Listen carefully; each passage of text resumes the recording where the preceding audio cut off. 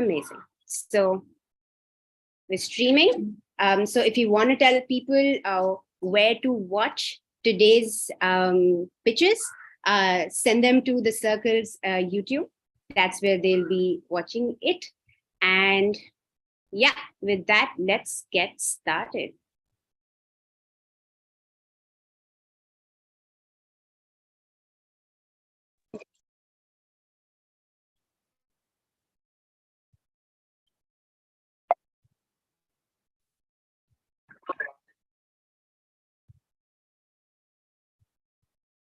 All right.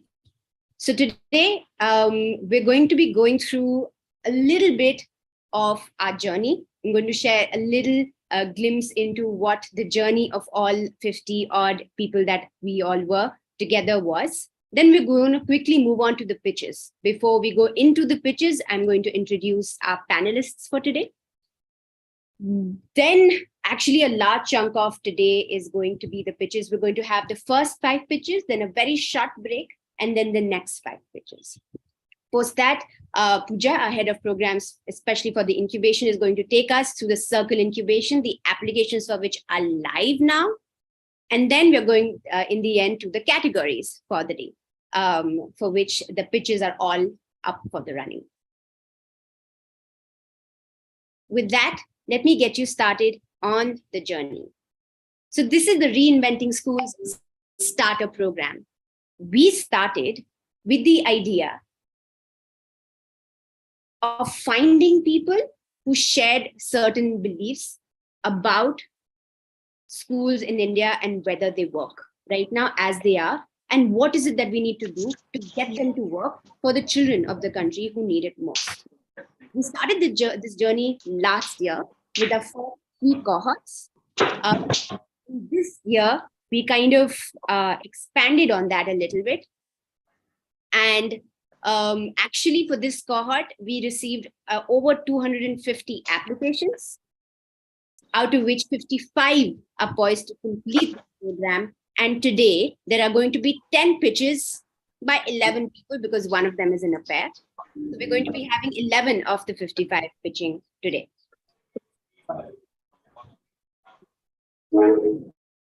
But the journey was about these past 5 weeks with some world-class practitioners. We learned about innovative schools around the world. We learned about how to develop our own leadership to be able to implement micro-innovations. We actually built prototypes of our micro-innovations, and we learned a little bit about how to pitch our ideas. A lot of it was based around the design model. We started by understanding the context within which we operate in India, especially the context of inequity. We then moved on to defining exactly where we can move towards to be able to equip our children for 21st century life with the skills that they need to do and the leaps that education needs to take from where we are right now to move into a future ready education. We then, post developing our own understanding of what our obstacles are personally to actually making those push, going beyond those constraints, we started building up prototypes. We did that first by setting our problem statements up within the theory framework and then building a prototype and experimenting it before learning exactly how to tell our stories. And the people who helped us. With Sandeep, we went through the context, who is the founder of the Circle India and a senior advisor at Teach for India. We then, with Shari Lawrence and her entire team at Transcend Education, learned about the 10 leaps that Transcend has come up with that we can take to move from status quo education to future-ready 21st century education. We worked with Estina Papa, who is an executive coach at Lotus Coaching and who has extensive experience working with educators to figure out what our own obstacles often are to move forward and create change. We worked with Mansi Joshi, who's City Director at Teach for India, Delhi, to then build our understanding of our problem statements through the theory before moving on to building our prototypes. Divya, the founder of Tropic Design, a former Ideas learning designer, and a huge pillar for the Circle design. Before moving on to the last session that we did around how to tell our stories effectively. So Kamsha Gulati, who's director at ACT.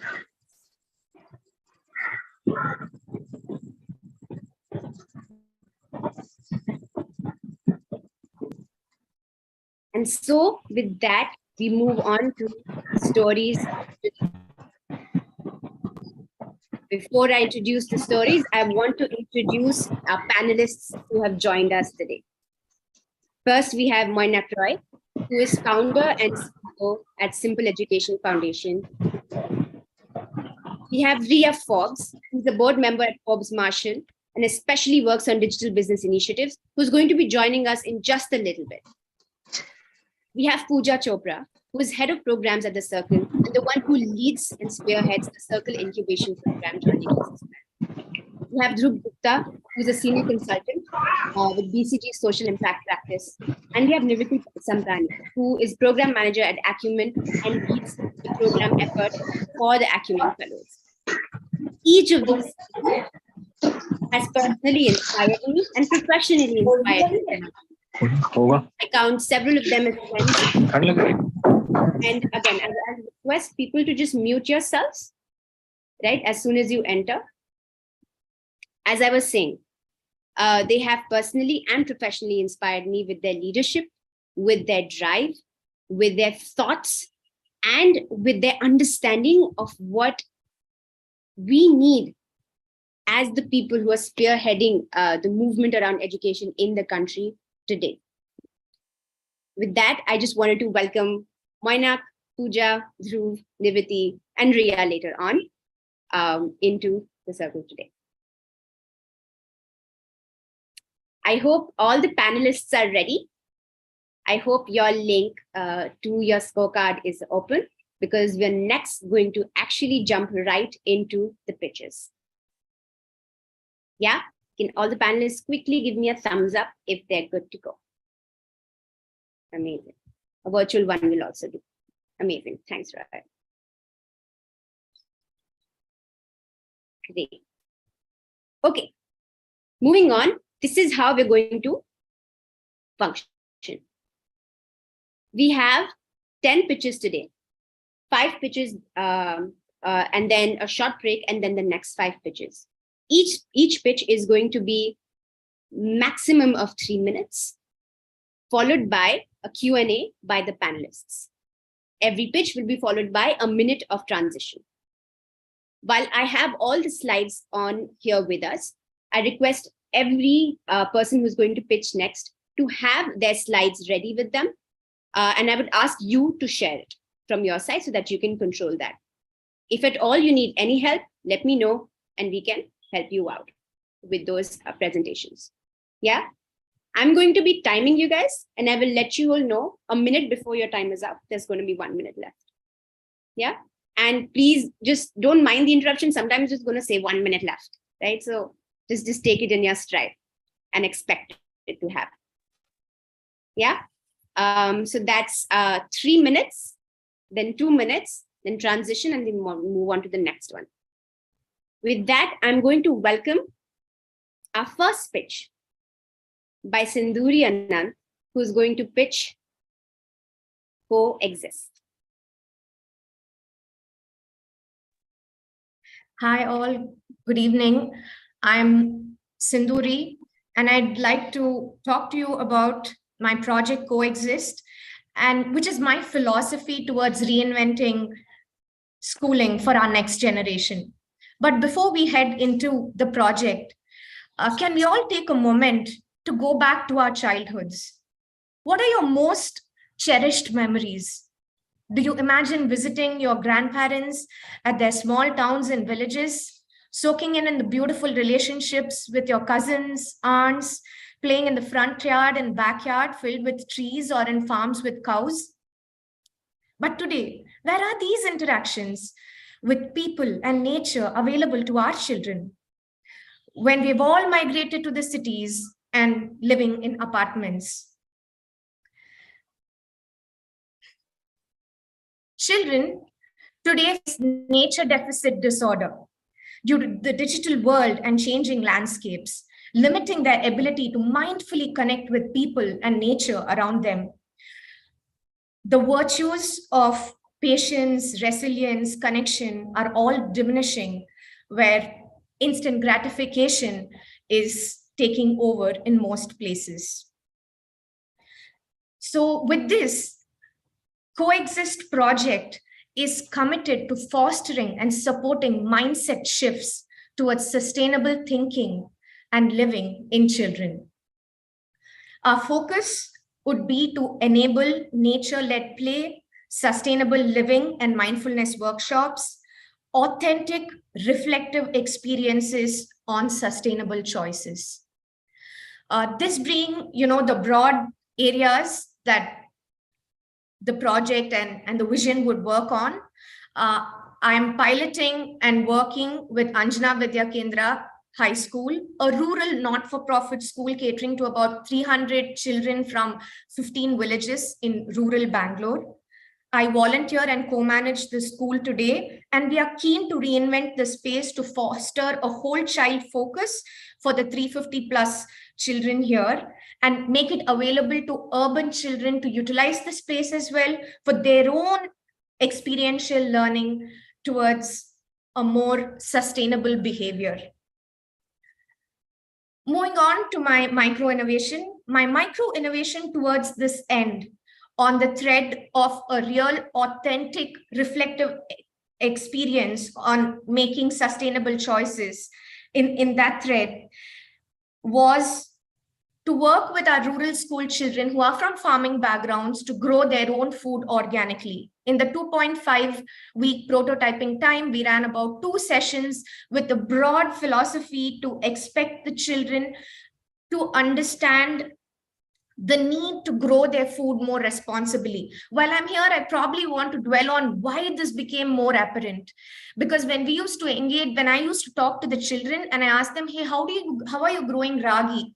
The first step that they would talk is to say that, yeah, we would get the ragi seeds, immediately put urea, and that's how we would do it. So they wouldn't have an understanding of why it's needed, how it's needed, how harmful it is. So I think that's where the hypothesis was to enable them to grow their own food for the nutrition program we run in school and to build a seed bank out of the school itself. Now we ran about 2 sessions, but what we realized is the children enjoyed doing what they did. Like you can see here, they themselves measure and learn. They sow their seeds. They're very happy making an organic manure, which is made from cow dung and cow urine and other ingredients, which was a learning for me as a facilitator from the children. So I think this is where it was a learning experience both ways, very relevant to the context from which they came, where we want them to have a sense of pride, but learn from it more effectively.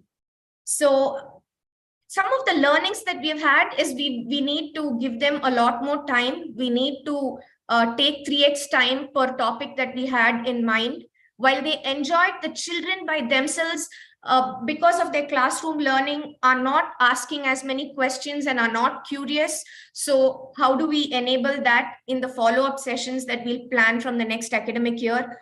Again, we had slots of like 40 minutes not working. So we're going to have block hours of at least 1.5 hours in the next academic year and put this in as an activity. Wrap up in 30 seconds.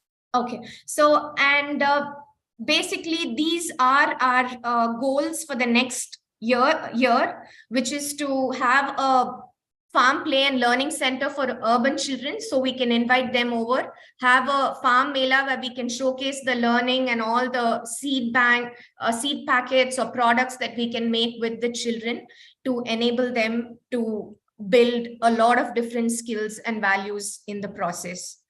A quick take on, the ask is more around how we can come together as a team, come together as people to enable to grow this and do this more effectively in a larger scale and more authentically with partnerships from maybe Nature Conservation Foundation or a university, which is giving us the right kind of resources.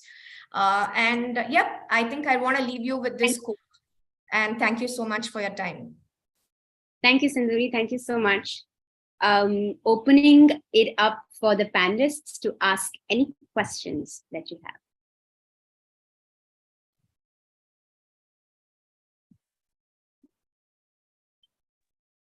I can start. Go ahead, Nivriti. I have two questions. The first is, there are quite a few other nature-based interventions in education. So where have you sort of drawn inspiration from? Where do you think that you are different from others? That's one. And the second is, you mentioned a little bit about foundational literacy as being like a building block to the skills that you want them to pick up. Are there any other building blocks as well that you've found in terms of skills that you need to build as a basic intervention towards what you're doing? Sure. So on the first one, I completely resonate that there are many, and that is where it's a collaborative effort. When I mentioned that, we'll reach out to a Nature Conservation Foundation, which does curated material on this, the whole idea is to collaborate and make this space a space that's available to a lot more children, not just the children within Anjana School, but as an open space where we can invite, even urban children to experience and have the right kind of people come and deliver those programs. So this is about drawing inspiration and collaborating, and then customizing it to context. That would be my response for one. And in terms of the second point, honestly, for me, the foundation literacy gap is something that I identified as I worked with the children itself, that I felt while we were trying to do something, they were not able to articulate what they had learned, what they had observed. So that is, really important. While I'm just saying literacy, a lot of other areas in terms of numeracy or just their ability to comprehend, we'll have to work on many different micro projects to supplement a bigger vision that we have on this end. So I'd want to look at literacy as one item, and I'll probably have to work with the children more and identify it on the go and fix it so that it adds up well together. All right. Thank you, Sinduri. Let's have the Dhruv's question before we move on. All right. Thank you so much, Sinduri, for that presentation. Thank you. And I think my question is more about who's delivering this curriculum program, and how do you imagine this to sort of scale to more schools? Where would we get these teachers, trainers? Will they be existing school teachers? So on and so forth. So if you can just sort of tell me who's really the implementer here, who's really delivering this. Okay, so right now we are at a pilot stage, ideation stage, working through it. So today the school is built by people who have been in the farms for almost 20 years. So when we are starting, probably for the first, I would say 3 months from now, it's going to be for us to wrap our heads, build some systems and structures to make it more consistent and accountable with resources that we have. Once we have a certain meet, I think that is where we're already talking to places like Azim Premji University, which is again accessible from this learning space, about 30-40 minutes, where we would want to have their, say, a BSc Botany, Biology, or there is BSc Sustainability and Ecology, which is coming up there right now. And we'd want to see how we can partner with them and do a sort of, and have them as facilitators to really build the curriculum or deliver the curriculum as well. So those are just threads. That's on point number one, on authentic delivery. I think in terms of scale, there are two broad models that we're looking at. But again, in all honesty, looking at about a year or two to make it more robust, meaningful here. But thereafter, it can become a pedagogy of 10, 15 sessions, culminating in one topic. And we will then move it to make it available to other schools as a package, as an after-school program, and so on and so forth. So workshops and curriculums 2 years down the line on as a sustainable education package. All right. Thank you so much, Sinduri, for your presentation. Before we move on to the next one, I actually wanted to reintroduce everybody to the parameters today, as well as the categories on which we are actually scoping this out. Something that we've already shared with most of you is that the parameters today are 3. One is relevance. Is the micro innovation relevant to the context that you're operating in? Who are the children you're working with? And is this problem statement reaching the essence of the challenge that you face? The second is impact. Is the micro innovation able to make a leap from status quo education towards more future forward 21st century learning? And third is innovation. Is the micro innovation based on sound hypotheses, and is the experiment design unique and iterative? What did you learn from your prototype testing, and what will you do next to keep learning? These are the parameters, but in the end, the categories on which the pitches will be rewarded are the one that's most innovative, which is the most creative, reinventive concept. Another, which is the most sustainable, which is the most likely to be able to continue or scale. One that's an overall favorite across all parameters by all our panelists, and one which is a peer's choice. This will be determined by a poll amongst the participants on your WhatsApp group. With that, I also want to remind all the people who are pitching today to please keep to time. That is the only way we will be able to respectfully and within the time frame reach all the pitches. Remember, every time that we move beyond our pitch time, we are eating into the pitch of someone next to us, right? So with that, let's respectfully keep to time, 3 minutes of pitching and 2 minutes of Q&A. With that, I actually want to now welcome Nehal, who's going to be talking about their experiential after school in Beer. Hello, everyone. Good evening. To start with my pitch, I would like to request all of you to please head to the link that I've just shared on the Zoom chat box. We're going to start this pitch with a quick poll, and I'll also be sharing the responses of this poll with you all.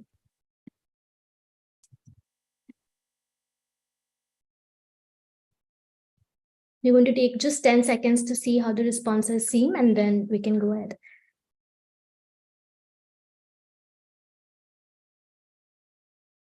All right. All right. Thank you so much. Thank you so much for your responses. I'm actually quite sad to see, and I was expecting this drastic change in the poll. But I'd like you all to just sit with this response and let the results sink in. Hi, my name is Nehal, and I am an educator. I am originally from Bihar, but I've pursued my secondary and higher education from two of the most premium institutes in the country. However, I started my personal journey of self-reflection in 2018, a year after graduating. And so far, it has been one of the most disturbing yet rewarding experiences of my life. The ASAR report of 2022 covered 6,99,597 children. And as I was reading this report, I wondered how many of these children today feel confined within their bodies because they do not have the space to express themselves in school. In Kangra, Himachal Pradesh alone, according to the reports, the percentage of 3rd to 5th graders and 6th to 8th graders who can read simple second grade text fell by 20% and 7% from 2018 to 2022. If our children cannot comprehend what they're reading, how do we expect them to do well in other disciplines? How do we expect them to do holistically well in schools or outside of the school space in their life? And that's where I bring in the after school intervention. Through this after school, I want to provide children an activity-based, unique sensory experience for them to explore and express themselves, all while building their comprehension skills. We're going to do it in two formats. We're going to have weekdays classes in which we're going to tap into their current interests, and weekends classes wherein we're going to explore a whole new activity. 1 minute left. Recently, I met this boy, Sunny. He's a 6th grader and he loves football. But unfortunately, he has not played football in months because his school does not have the resources or the time for it in his school schedule. Now, imagine a curriculum that allows Sunny and many other children like him to observe and describe their sensory experiences while participating in them. Imagine children in the forests of Beer going for mushroom foraging. with volunteers from within the community who geek out on mushrooms. What I see is children having a lot of fun through this curriculum and learning all throughout the way. What I need from you is resources. I do not have the resources to provide this exceptional experience to children, and I need a mentor. In the end, I would like to leave you all with just one शेर by Niza Fazli. बच्चों के छोटे हाथों को चांद सितारे छूने दो, चंद किताबें पढ़कर ये भी हम जैसे हो जाएंगे. Thank you. Thank you, Nehal. Opening it up now to questions by our panelists.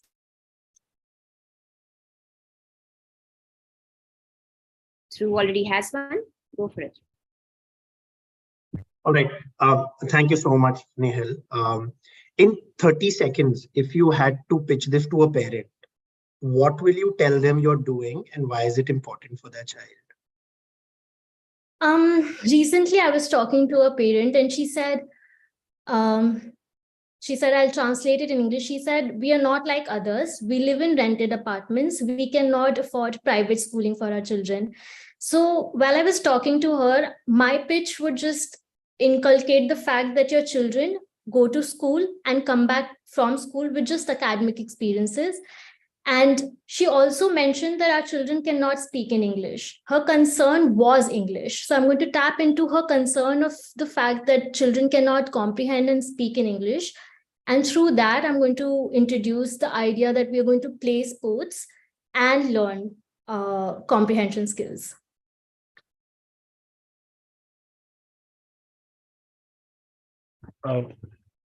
Nehal, quickly jumping in. Thank you for the presentation. Tell me a little bit of so basically you said play sports. You did mention a multi-sensory sort of an approach. You also mentioned mushroom foraging.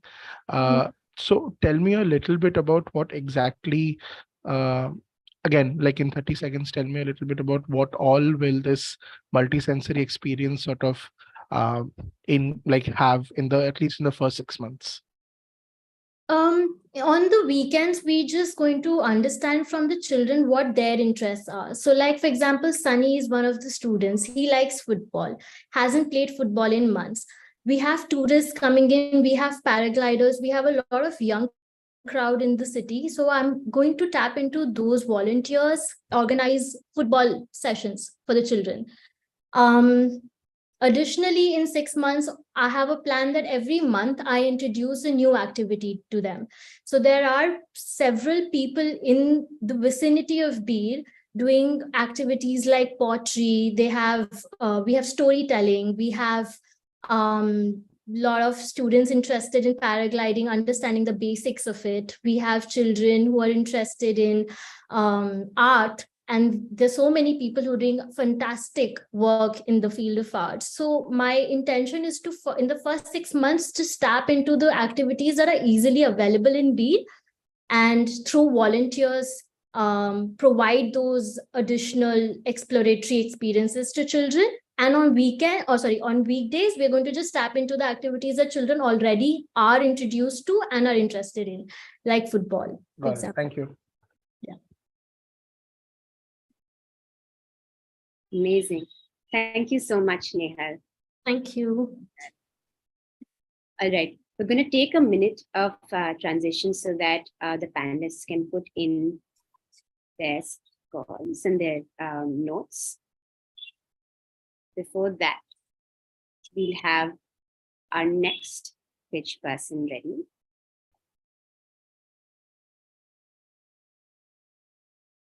It's going to be Sharon.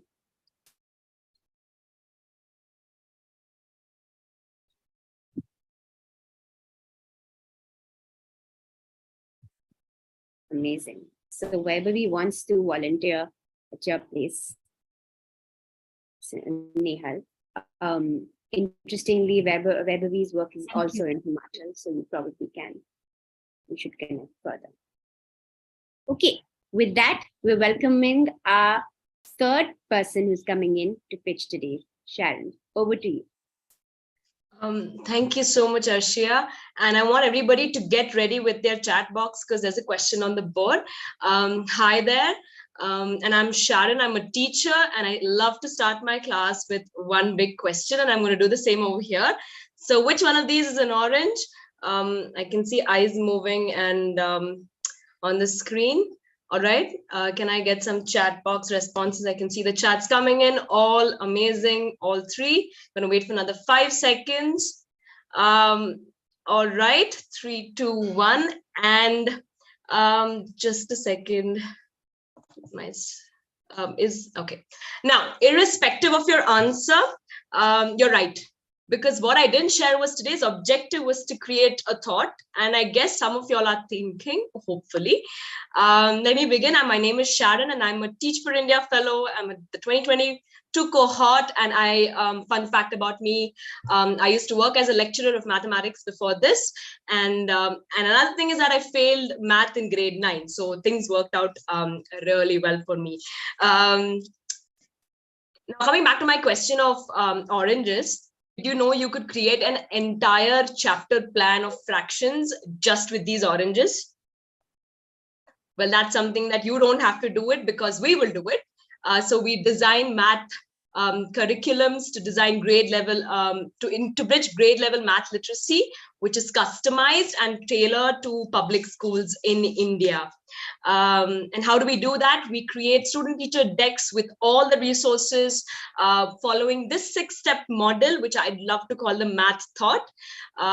Currently, our schools only follow the 5th and 6th step of this problem, and they just leave out the first 4. Why did this come up is I remember one day, a student of mine, Arun, he came up to me and he was like, he came up to me to solve a compound interest problem. And there's a couple of questions and some silences.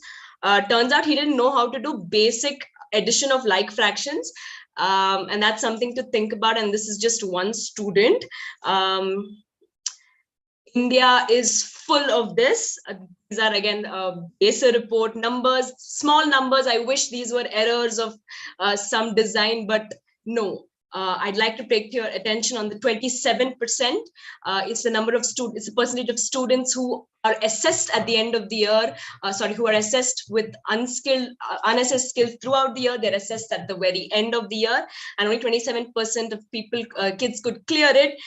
Firstly, question comes in, why are these skills not assessed throughout the year? And how could you, and why the students are not able to clear, and why do we have a small percentage of it?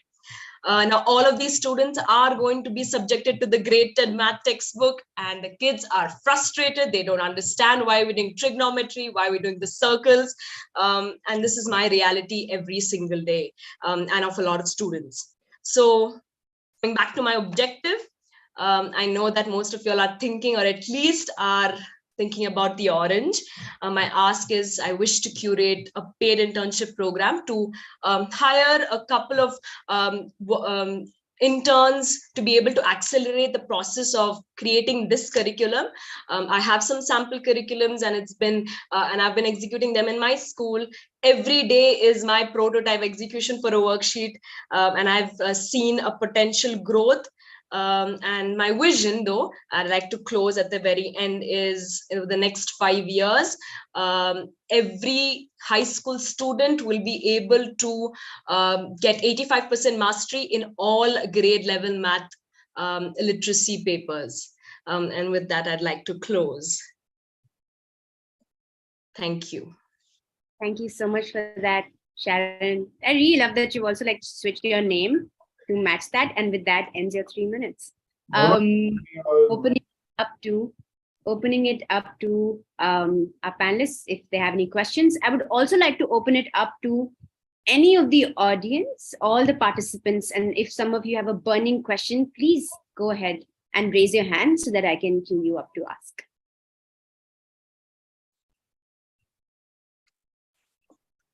All right, Dhruv, go for it. And then Nidhi. Hi, Sharon.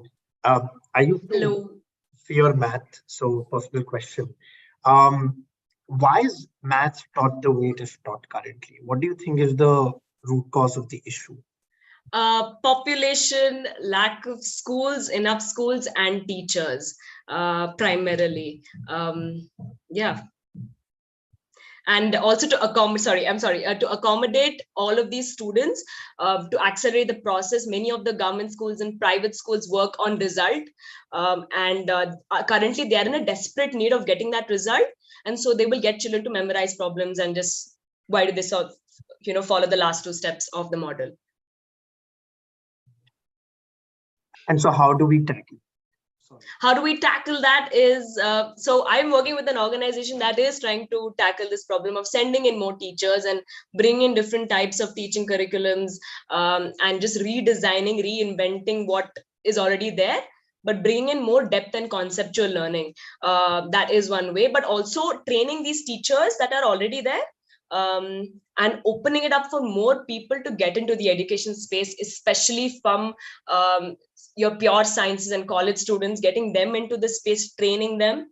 I think that's going to bridge the teacher resource gap.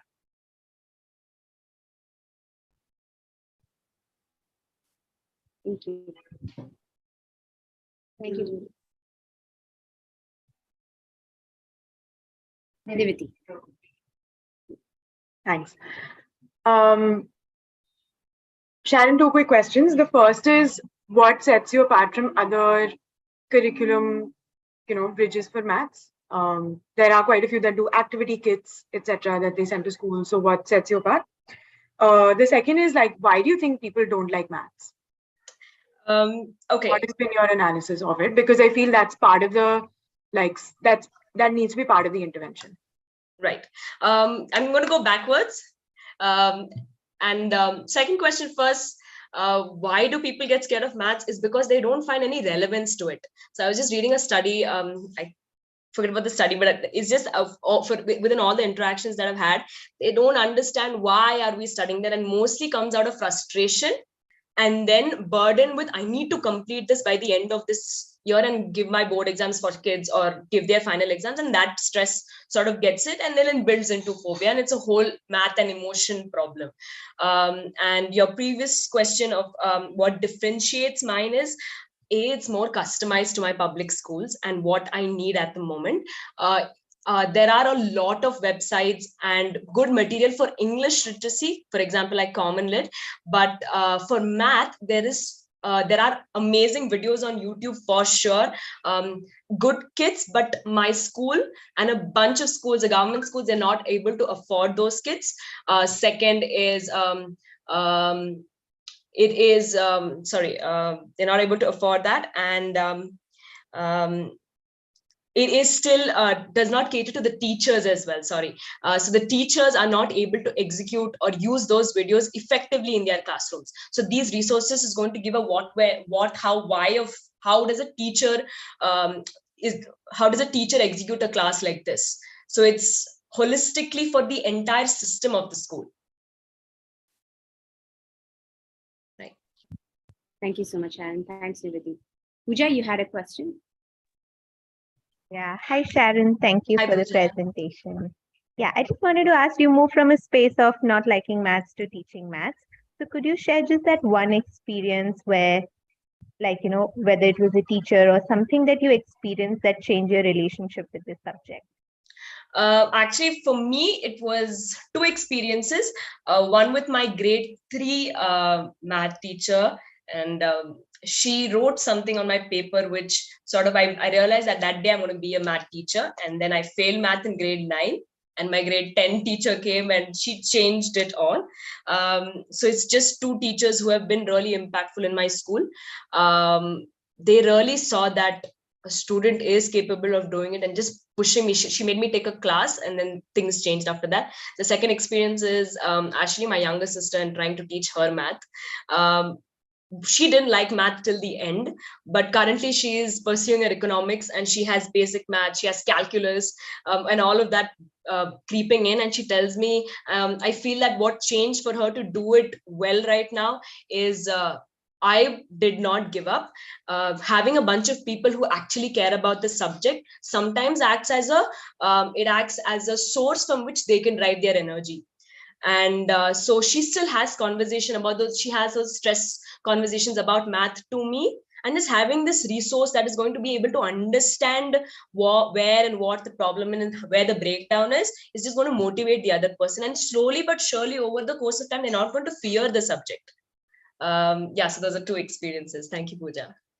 Thank you. And just sort of to add to it, like your curriculum might have to integrate that human-centered design to it, because all your experience are surrounding the teacher, but Definitely. not just the curriculum. So you'll have to see how you take from your learnings and make it a part of your solution. Definitely. Thanks, Pooja. And thanks, Sharon. Post this, let's take a quick 1-minute breather. Let's let the panelists put in their notes before we move to Sabsar next. And after Sabsar, we will hear from Kunal before we move into a short break. So in a minute, we'll have Sabsar and then we will meet Kunal.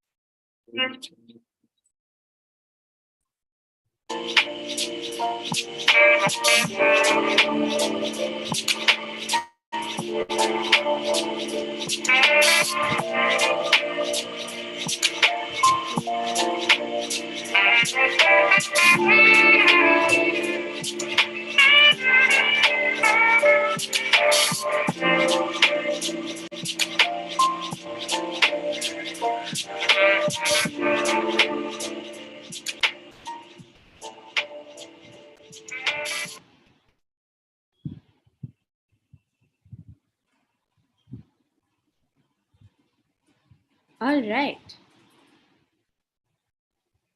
Next, we have Sabsar with us. Sabsar, please go ahead and share your screen and share with us your micro innovation. Hi, good evening. I have some technical fault in my laptop. Can you please share from your end? Sure, we can do that. How about this? I can set it up. And Kunal, are you ready to go? Yes. Okay, then why don't we set Kunal up for the next pitch, and in the meanwhile, we'll have Sabsar ready. Yeah. Okay. Amazing. All right, Kunal, go for it. Yes. Is my screen visible? Yeah, it's visible. Yeah. Okay. So good afternoon, everyone.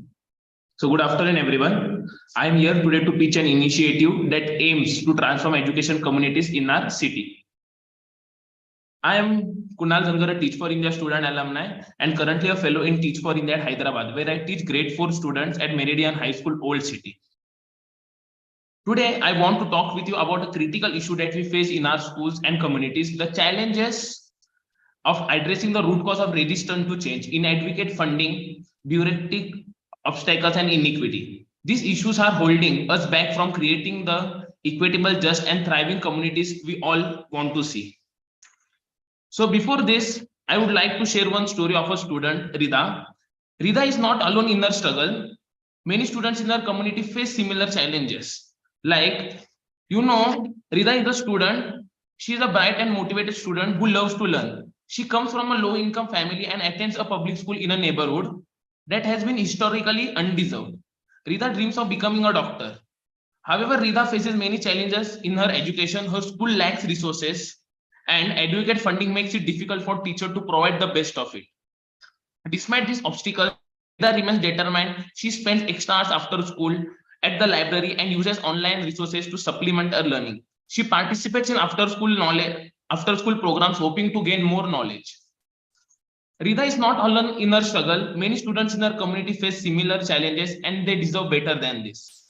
This is why we are proposing a workshop series that brings together different stakeholders to work on it, to collaborate, to share ideas and develop concrete plans for change. With your support, we can create a more just and equitable future for all students and undeserved communities like this. This is my solution. This is my solution for the HMW statement. Our hypothesis is simple: by building a collaborative network of educators, community members, and policymakers to make sure that the root cause of resistance and inadequate funding, inequity in schools and communities can be found, to improve educational outcomes, foster greater community engagement, and promote especially those from marginalized and undeserved communities.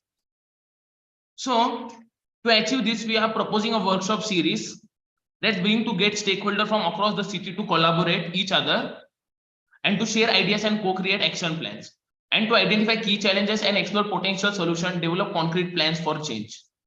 To achieve this, we are proposing a workshop. For this, the impact of this are we are breaking down the barriers that is leading to these statements to create and most just and equitable with the potential to impact thousands of students and community members. For this, we are seeking a grant of 1 lakh funding that will go towards the hiring facilitators, promoting the initiative, and providing the material, and also like impacting the thousands of students and community members. So this is my HMW statement, and thank you for considering our proposal, and thank you for giving me a chance, like coming out my comfort zone and sharing my pitch. Like I was a TFI student where I faced many difficulties. So now I got a chance to like make this reality into a show. As I just shown my picture of with my Madhukar Bhaiya, he's an CEO of LEFI, like Leadership for Equity. He's my inspiration. So now this is my chance to give back to the society. Thank you. Thank you so much for that, Kunal. Inviting questions from the panel as well as anybody from the participants. Moina, let's go. Hi, Kunal. Thank you for the presentation. Quick question. Can you tell me, just pick any one of the workshops that you're thinking of doing. Tell me what is the objective of the workshop? The workshop which I'm creating is like including all the stakeholders and like training them to find, like every student has issues in the school that are not addressed. Like if I say as compared to my classroom, the students are coming to me like teachers nahi hai. These issues are not getting addressed. If I involve parents also, parents are also complaining. But in the middle system, so मुझे ऐसे बता, like tell me के participants will be able to complete the objective of that workshop. The participants will be able to, from their workshop, will get the solution for their root cause, like the result for their issues. Tell me once again. The participants will get the solution for the cause. Like the bunch of people who are working under me will work for the solution for the root causes. Okay, got it. Thank you. Thank you. Yeah.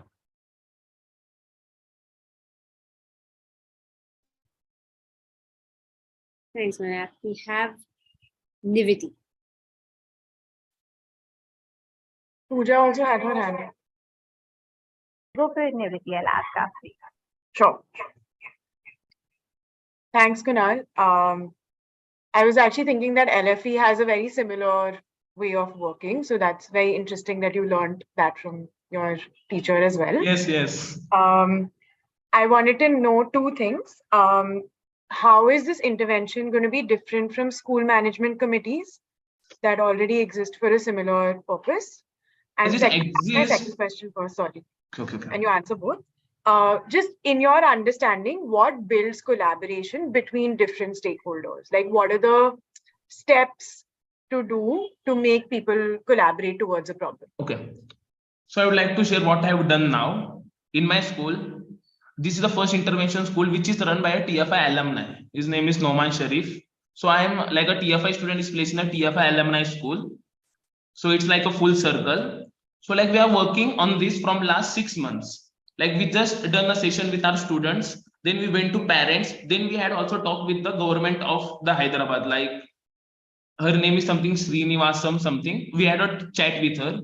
So now we have decided to, like we just reached to a point that we need to create a circle, like collaboration. You just told me how the collaboration will happen. The collaboration will happen when we take all the stakeholders in the action, like giving them the training. like just to finding the causes, like at a low level.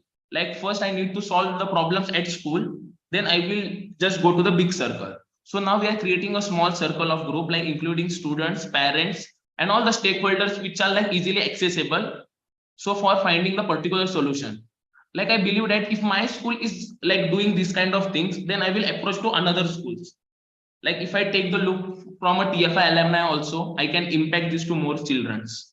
So my aim is to impact more students. Got it. And in terms of like, how is it different from school management committees? It's different from school management committee because like what I have observed, like the parents' issues are not considered by the school.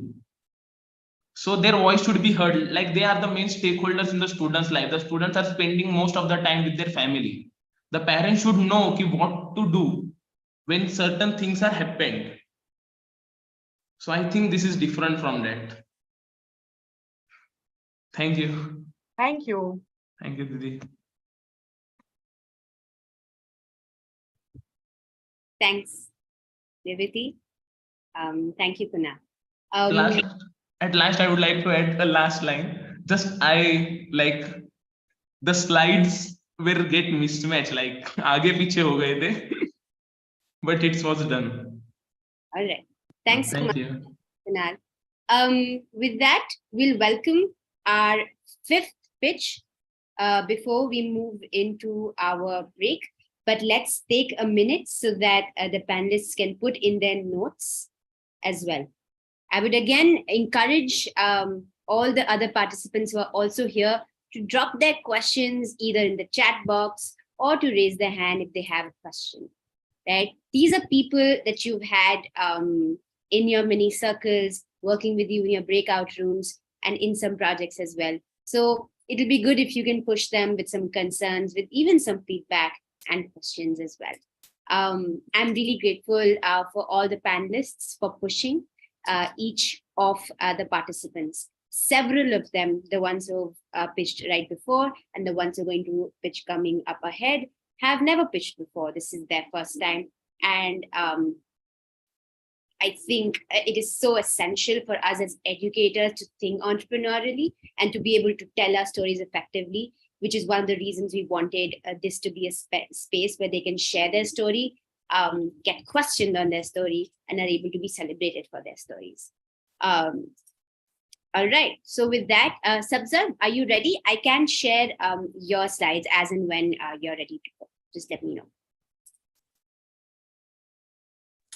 I'm ready. Okay, awesome.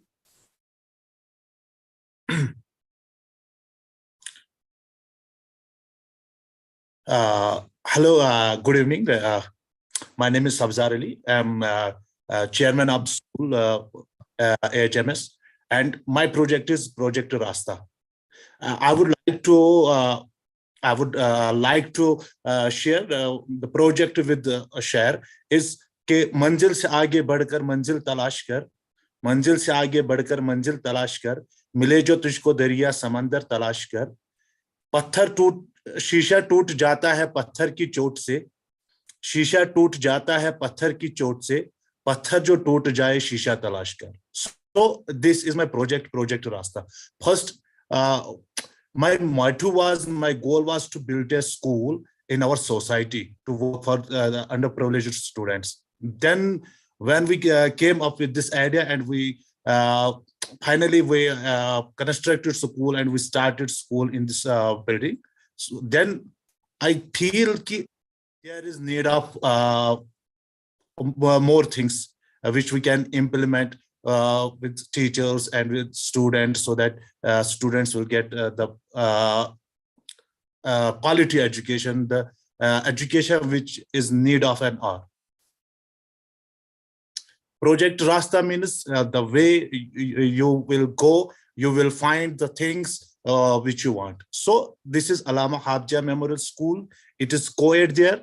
Location is Sofipura, Pahalgam.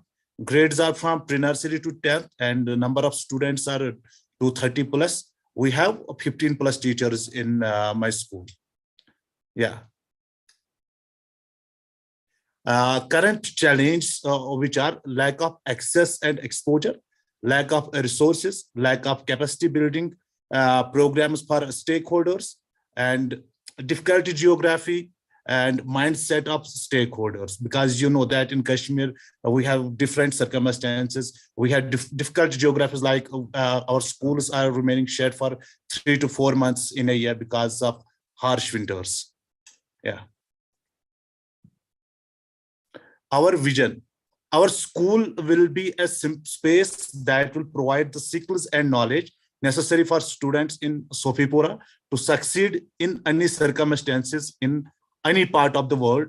Our school will be a lighthouse school for schools in Kashmir Valley. This is our vision. Yeah, we are working for it. Problem statement is, how might we build capacity among different stakeholders so that excellent education that will provide children 21st century skills. So, yeah. My hypothesis are, we believe that building capacity of teachers will result in better learning experience and outcome for students. My micro inventions are co-designing spaces for innovation circles, specific online courses and discussions, school visitors. Yeah. What I will get from these, co-designing, can teachers peer learning and innovate in consistent structured initiatives? Can we create a team system to implement learning in classroom? Can exposure to different schools let teachers to be more creative and feel motivated? Measures, how I can measure the success, which I am going to have, is students are engaged in innovation circles and we see shifts in mindsets through a reflection. Teachers complete courses, are implementing learning in classrooms. Teachers visit at least 5 schools and share learning from them.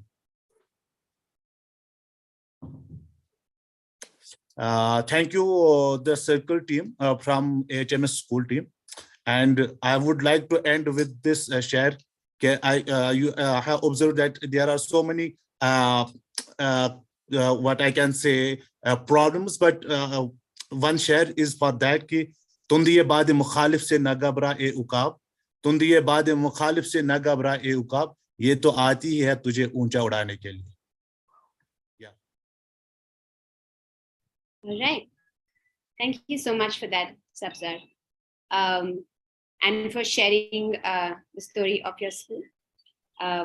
With that, I will welcome any of the participants or the panelists to ask their questions.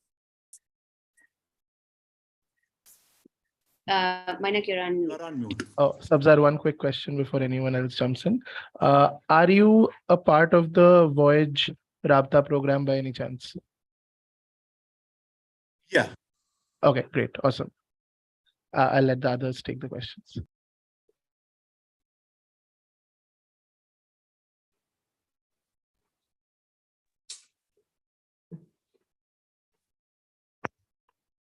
Can I go? Yeah. I was just wanting, actually, like, Moinak, why don't you ask a couple more questions? Because I just feel like you also have a decent context of the geography. And then I'll jump in. No, actually, I think Sabzar has been fairly clear with some of the questions. So I'd actually say, okay, if you all want to ask questions, that's better.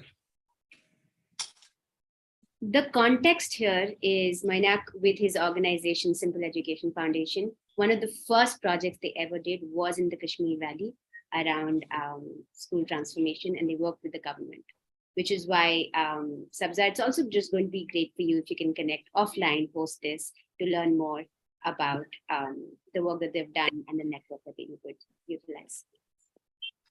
Yeah, obviously, I will. So one more thing, what I mentioned in this case, teachers will get different courses from different platforms online. So I think, Navriti, I think some of one from you is Acumen right? You are late, and I'm also taking some courses from your organization Acumen on current, matlab, a regular basis. Yeah. Yeah, that was going to be one of my questions. Okay. That was going to be one of my questions, which is that, do you have access to resources in terms of like courses are difficult to, curate, make? I mean, are you making use of, there are a lot of great organizations that do courses. So what courses are you leveraging for your teachers, for other stakeholders? Yeah, actually, I am honestly speaking, I am taking courses from Acumen, edX, right? And recently, I completed one course from Firki also. But you know that there are some courses which are paid. You have to pay for them. Matlab, if I will allow my teachers to go for those courses, and they will get certificate. If they will not get certificate, how they can show someone? If they will visit to other school, they will apply in other schools. I have completed this course and this course and this course. Though they will ask them to show us some document from that organization. So that's why these kind of projects are necessary for all of us, but we need some financial for those courses. Yeah. Thank you. And yeah, one thing that I just wanted to say was, obviously, it's just really commendable to see people doing work in a region which is very difficult to crack. I wanted to ask if you can give us an example of, say, a challenging circumstance that you've overcome. Also, because I have experience of working with entrepreneurs in Kashmir, and because of certain challenges, sometimes they tend to either shut their intervention, and I don't blame anybody. It's a very, very difficult space to work in. So no judgment, but I also wanted to ask you, like, what makes you motivated to keep going? How do you persevere through your challenges? Actually, the main thing was I was not born with a silver spoon in my mouth, right? So that was the main thing. I jumped in this project because we have so many students in my village or in my area. Some are BPL category, some are AAY, and some are orphans like me, right? So they have no one to take care for them. So that is why we jumped in this. We are providing each and every kind of support to them. And right now, what I am really excited that recently one organization that was Genius of the Year, kuch karke, they conducted exam through Jammu and Kashmir. It was the only one school from our area, at least I can say 25 square kilometers. Okay, only our 3 students got selected from them. They got a best prize from them. So these kind of things are really pitching me. They are sparking me to go and go. There is no limit. So here I will add one share ki कहाँ से इब्तिदा की मैंने कहाँ जाना नहीं मालूम, कहाँ से इब्तिदा की मैंने कहाँ जाना नहीं मालूम, सफर जो तय किया मैंने बाकी सफर नहीं मालूम. Thank you.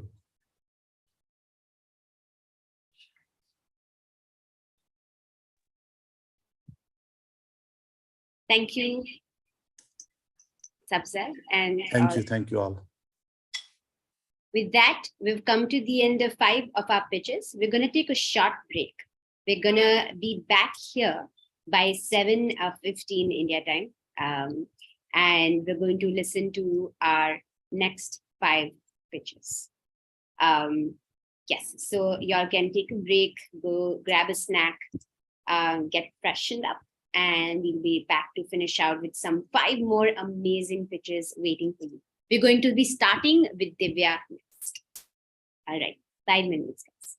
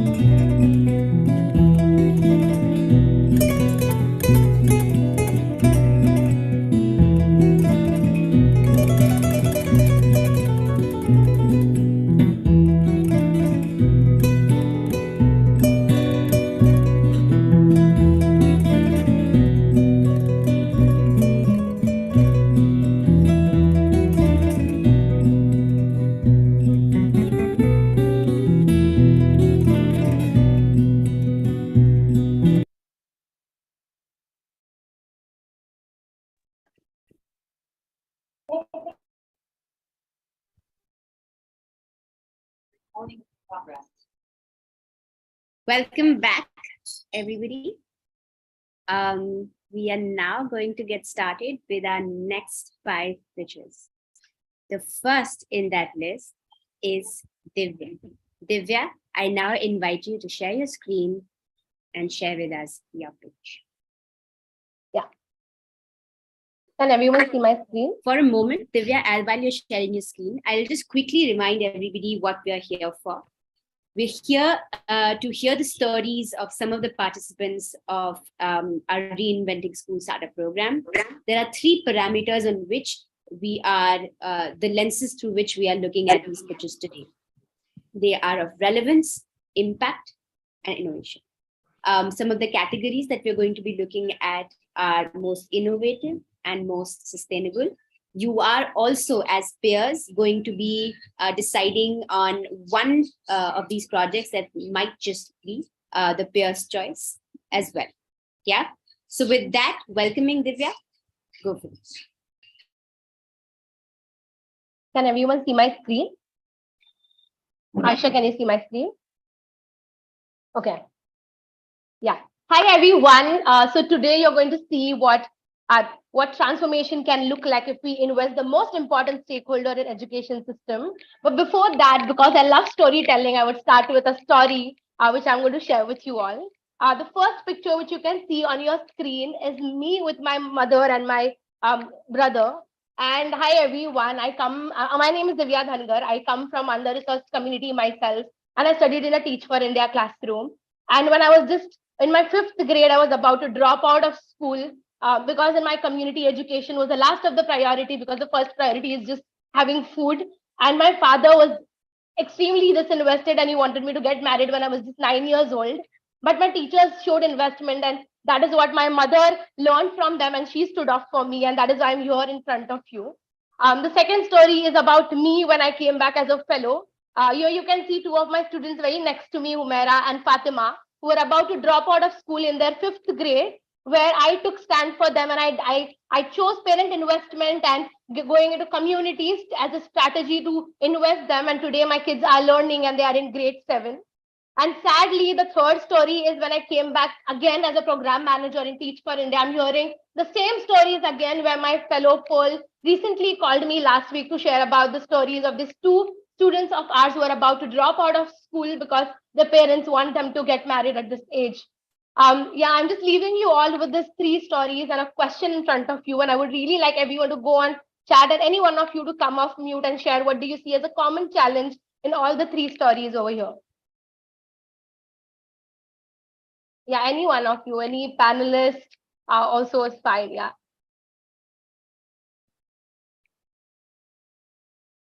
Yeah, share on parent investment. Yeah, like parent investment is the biggest challenge which is leading our kids to drop out of school, which means they're never going to come back to school again, which is huge, right?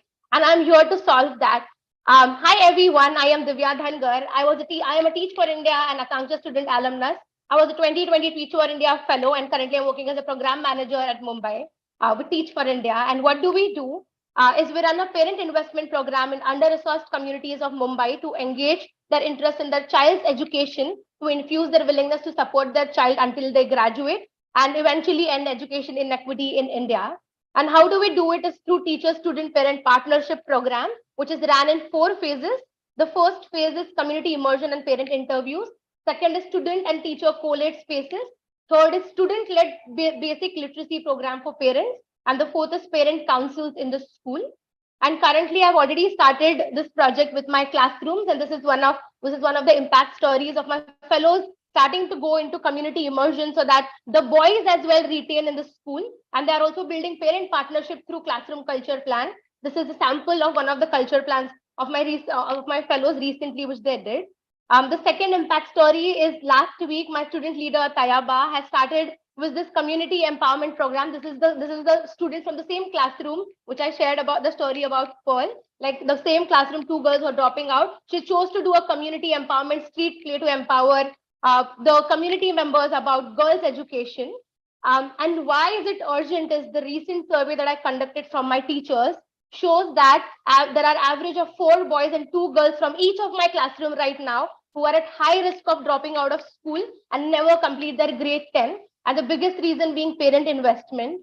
This is a survey which shows 5 of my schools which has the data of students dropping out.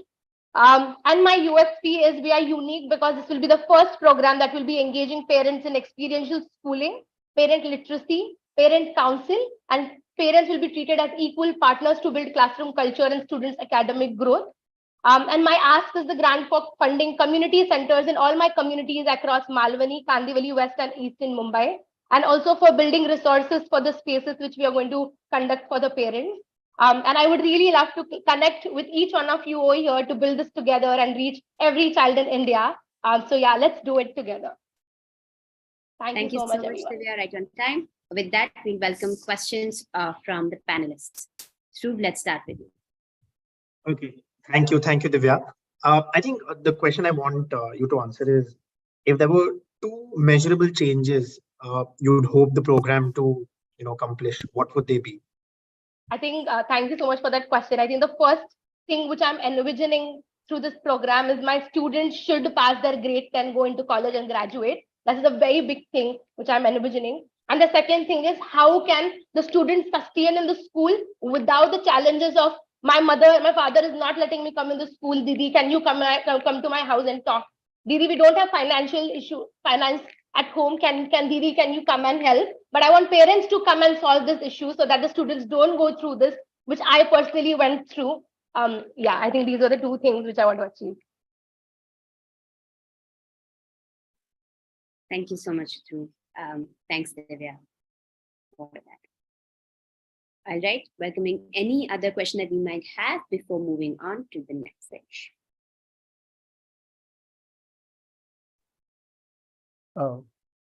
Divya, from the examples of impact that you gave, I think very inspiring for sure. I just want to understand, how are you differentiating student leadership from parent investment in the impact? Yeah.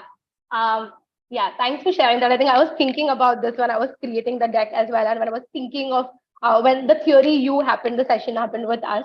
I think I'm not focusing on student investment, student empowerment and leadership right now, because as a part of the staff at Teach for India, I'm currently working on Kids Education Revolution as well. So I'm taking that as a strength to build this. And I want my student leaders to take charge of empowering their parents along with teachers. That is why I'm saying it will be a teacher-student-parent partnership program where the students will have their voice and choice for their school, where they will share their problems with their family, saying, I want to do this. I think personally in my story, I stood up for me. I told my mother, I want to do this. I want to do this, which is what led my mother to understand what really education is, what really my child wants to do. And so then, in the intervention, are you working with the student or with the parent? Like direct? Oh, yeah. Are you working with the student or the parent? Yeah, I think direct impact is parent, not the student. Students are impact nahi, matlab, like you said, right? You want your students to sort of work with your parents to do this. So you are working with the students or the parents? Yeah. I'm working with fellows and students to create these things for our parents. Got it. Thanks. Thank you, madam. Thank you so much, Manat. Thank you, Divya. With that, we're going to give a little bit of time to the panelists to put in their records. And thank you so much, Divya, for coming. Let's take a minute to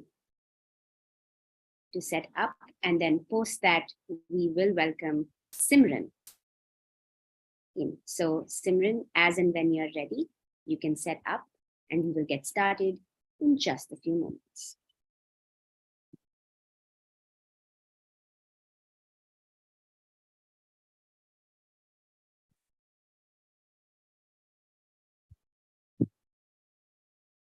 Ashria, do I get started? Let's see. Yes. All right. Let's get started with Simran and Prosperity Pursuit Project. Yeah. Hi, everyone. I'm Simran. I'm currently a Year 1 Teach for India Fellow in an underserved community in Bangalore. And previously, I was with McKinsey for a year, working on different pitch decks and working in the domain of finance, right? And the Prosperity Pursuit Project is essentially me combining my 2 passions. right, of impact and finance. When the first day when I stepped into my classroom, I immediately understood the urgent need to have financial literacy. We believe in breaking barriers and unlocking potential through a good financial education. About me, I have passion for finance, passion for teaching. Finance and teaching has been my whole life since I think 10th grade. And yeah, I've worked on building an ecosystem of informed youth for the past year, and I realized the importance of it. More than that, I have built this culture or this sensitivity to culture and personal connect with the parents that I'm working with through community visits, etc. Right. So what is the problem that we're dealing with? So on a macro scale, we talk about English literacy. We talk about different kinds of literacy, math literacy. Who talks about financial literacy? In 2019, 24% of Indians were financially illiterate. That's 24 of upper class, middle class, lower class. Imagine what's happening to the underserved communities. I teach math in 8th, 9th, and 10th grades, right? And I know that most of my girls will drop out of education. This is also shown in the data for the country, where you see 21% of girls drop out of education after 10th grade. There has been systematic exclusion of the underserved communities from financial institutions. Half of my kids' parents don't even have a bank account. And I see this problem translate into my class, where an Akshita, a very smart girl, is saying, learning about money is me being greedy. Where Meghna is saying, my parents take care of my money now. When I grow up, my husband will take care of my money, right? And Yashwant has only seen fights around money. So he thinks, so he thinks money means fights. So these are some artifacts from my control group reflections. The data that I've gathered is that, so I work in a government school, right? And my yearly fees for each of my kids is 700 rupees. Half of my kids don't even know their education is subsidized. 74% of my kids don't. Only 26% do. Then I took a survey of if they can continue their education after 10th. Most of my girls don't think they can, because financial issues is a major reason, right? They'll either get married off, etc. And after seeing all this data, I realized that there is a huge need for me to address this problem. I addressed it, and we had a small session of like 40 minutes where at the end of it, I saw words like freedom, independence, equality coming up. And from 10 kids who said learning about personal finance is good, to 20 kids saying learning about personal finance is good. What is the solution? Actually having culturally sensitive, community-driven, accessible programs, collaborating with community leaders to get rid of that initial stigma, having hands-on learning and not just something that you read in a book. How does it work? We'll have financial literacy workshops that come from introducing about financial literacy to financial empowerment through financial planning for their education. So I also want to host workshops, but I want to make it holistic, where we will take financial literacy even in our lesson plans to actually mapping 5 to 6 kids to one mentor or one coach. So education and financial literacy is more customized. How do I see this helping my kids, right? Of course, it'll reduce the dropout rate. It will break the generational cycle of debt that they've been having. Moreover, it'll create career opportunities for them. Because my kids now think that I'll either become a doctor or an engineer or a manual laborer. They don't understand that commerce is a field or finance is a field. And thus we create economic empowerment in the long run. So what is our requirement after all of this? Of course, it's funding, but I'm also looking for somebody who has shared values, is able to provide mentorship and accessibility and increase the accessibility of this program. I hope to develop like a sort of an app, which is more vernacular, etc., to make it more accessible. Yeah, and that's the presentation, and open to questions. Thanks so much, Simran. Opening it up for a couple of questions from Moinak. Hi, Simran. Thank you for sharing. Two quick questions. One is, what are there are a lot of financial literacy sort of organizations working. Have you sort of spoken to any one of them? Sort of inspired by any one of them or collaborating with any one of them. My second question is from a prototype point of view, some of the impact metrics that you put in, and I'm asking you this only because you're from McKinsey, let me be very honest about it. Some of your so this is the prototype piece, but some of the metrics that you've put in are more long-term. What is your hypothesis around measurement, or how do you measure the impact within the prototype for you to say that this will lead to this impact that you've sort of outlined in your larger sort of framework? Okay, great questions. Thank you. So the first question, how will I be different, and have I spoken to people in the field of financial literacy? I've reached out to a couple of programs that are working on financial literacy in the underserved community. We've spoken, we've exchanged thoughts and ideas. The main thing that's come out is stigma and just them sitting down and learning finance, right? And other than that, my interaction has been, so when I was in McKinsey working on pitch decks and working with the government, I realized that there are a lot of resources for finance, right? But the problem is that it's not accessible because it's not in vernacular language. It's in the most sorry, I don't know the word for it, but non-transferable way possible. It's in the version of text, which can't be a vernacular. It's not in the version of a video or like a worksheet or like an interactive worksheet or an interactive game, right? So those are the main problems that I saw. And plus, it's not customized to underserved communities. When you think of financial literacy, I'm sure you think of investing. You think of these big terms like hedge for inflation and stuff like that. That does not make sense for the underserved community where they don't know what budgeting is, right? Answering your second question, which is very important. So I'm a value-driven individual, right? And I feel like long-term change is the only way to make change. I do not expect to make scalable change in 5-6 years. I know it's going to take 10 years, but it's very important to have data to show that you're going in the right direction, right? So when I conducted this experiment, I had like a control group and then a group that I interacted with, right?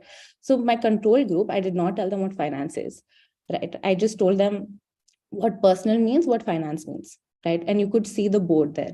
They said it leads to fights, finance is sin, I don't need to know this, why are you wasting my time, right?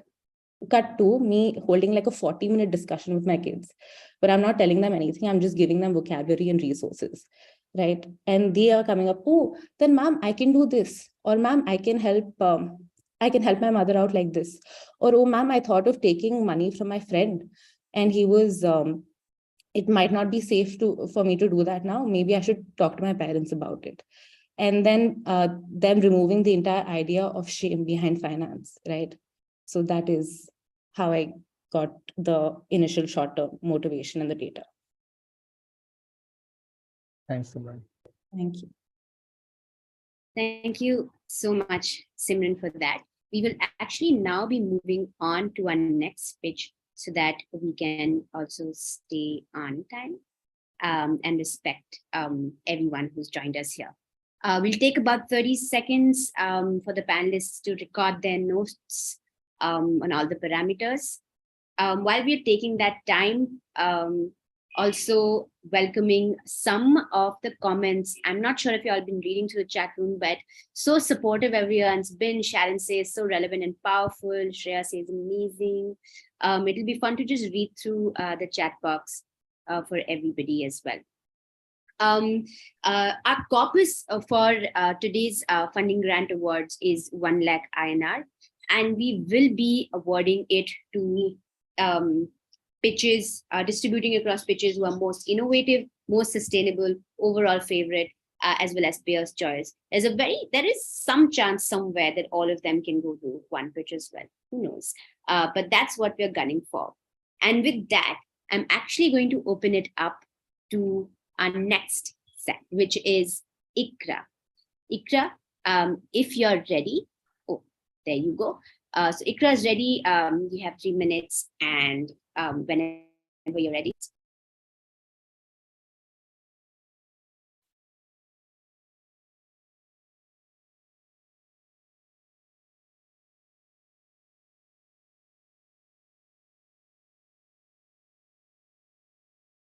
after Ikra, we will be welcoming Anjana and Rhea.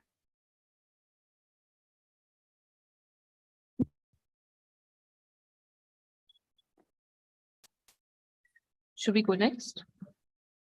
Did you say that? No. Ikra's going to be next. Ikra, whenever you... Yes, now you are. Hi, I'm Ikra, a former researcher at IIT Bombay and an instructor at Fire Academy. We are all well aware of the education system, how irrelevant it is and how uninteresting it has become, causing more and more kids to drop out every year. These dropouts can have various factors, including family, individual, school, psychological, demographic, and many more. India has a huge asset of 472 million under 18 kids. Alarmingly, only 38 million get into higher education. Out of these various problems, I would highlight the specific problem we face at our center. Our kids lack the skills which are essential to be a part of the modern workforce. And rote learning has become an hindrance in their ability to solve problems and think independently. Our aim is to make education relevant, interesting, and skill-based. For this, we have proposed a 9-point program, which includes parent counseling, extracurricular, teacher training, adopt a school field trips, inter-school competition, hands-on learning, and student sponsorship. Out of these, we have already implemented 4 in our at our center. And today I will present the 5th one, which I was experimenting with during my time at RSSB. For our kids to be 21st century ready, it is essential for us to have a curriculum that includes life projects and internships. To establish the proof of concept, I designed an experiment where a group of students was assigned an event management project. They were monitored for various indicators like leadership skills, managerial skills, collaboration, etc.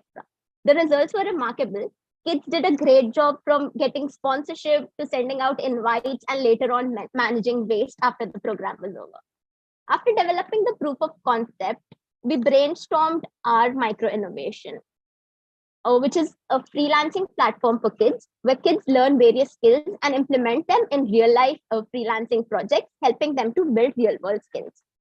The freelancing project will help the program to be sustainable, and the model can be easily replicated by various other schools, which without much intervention, making it scalable.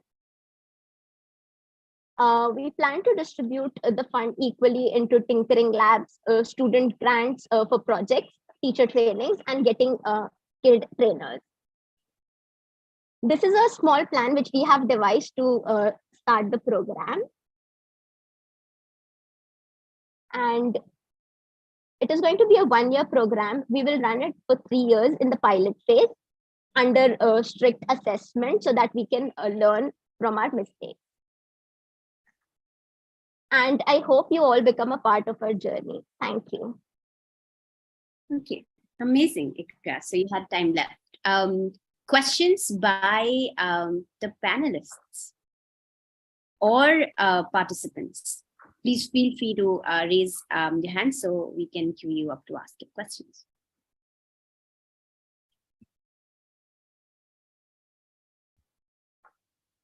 Niviti, please go.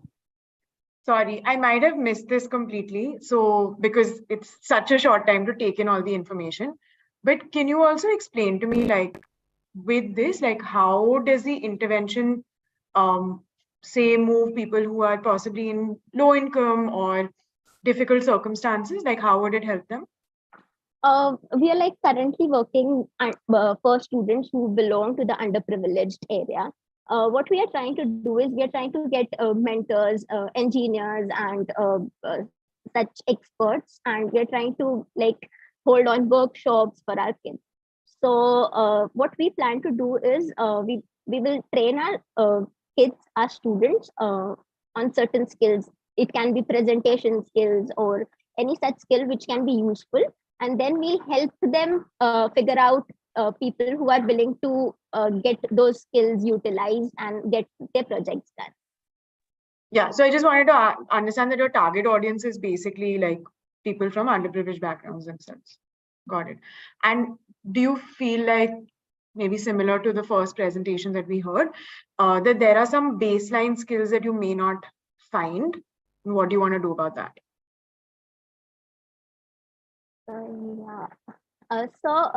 At the center, we are currently working, trying to figure out all the skills that the child need to develop.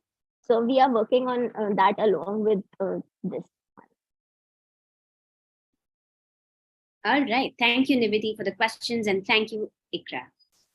With that, we're going to take a few moments for the panelists to gather their thoughts before we move on to our second to last pitch, which is going to be Anjana and Ria. Anjana and Ria, you can prepare and set up, and we'll take a few moments, give a few moments to the panelists to gather all their thoughts, record it, and have it ready.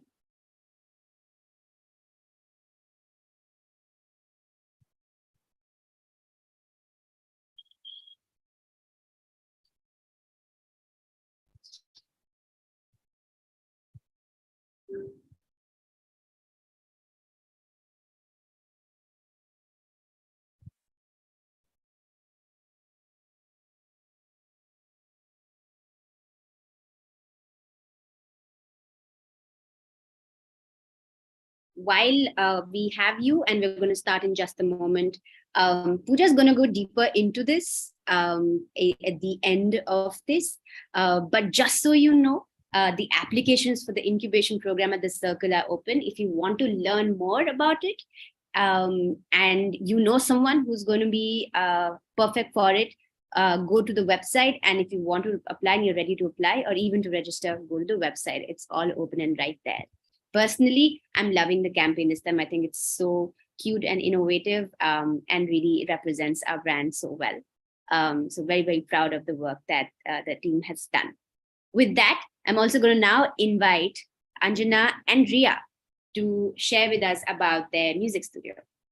Thank you for this. And also, because it's the second last presentation, I think thank you to the panelists for holding up and doing it. Before I share my screen, just some context. To start our presentation, we're going to introduce you to two students. And both these students are very important to the story. So I think eyes on the speaker. Okay. To begin, the first student that we're talking about is somebody we probably already know. His name is still loading. We can wait for the loading to finish, and then we can start. Sorry? Your presentation is okay, still loading, right.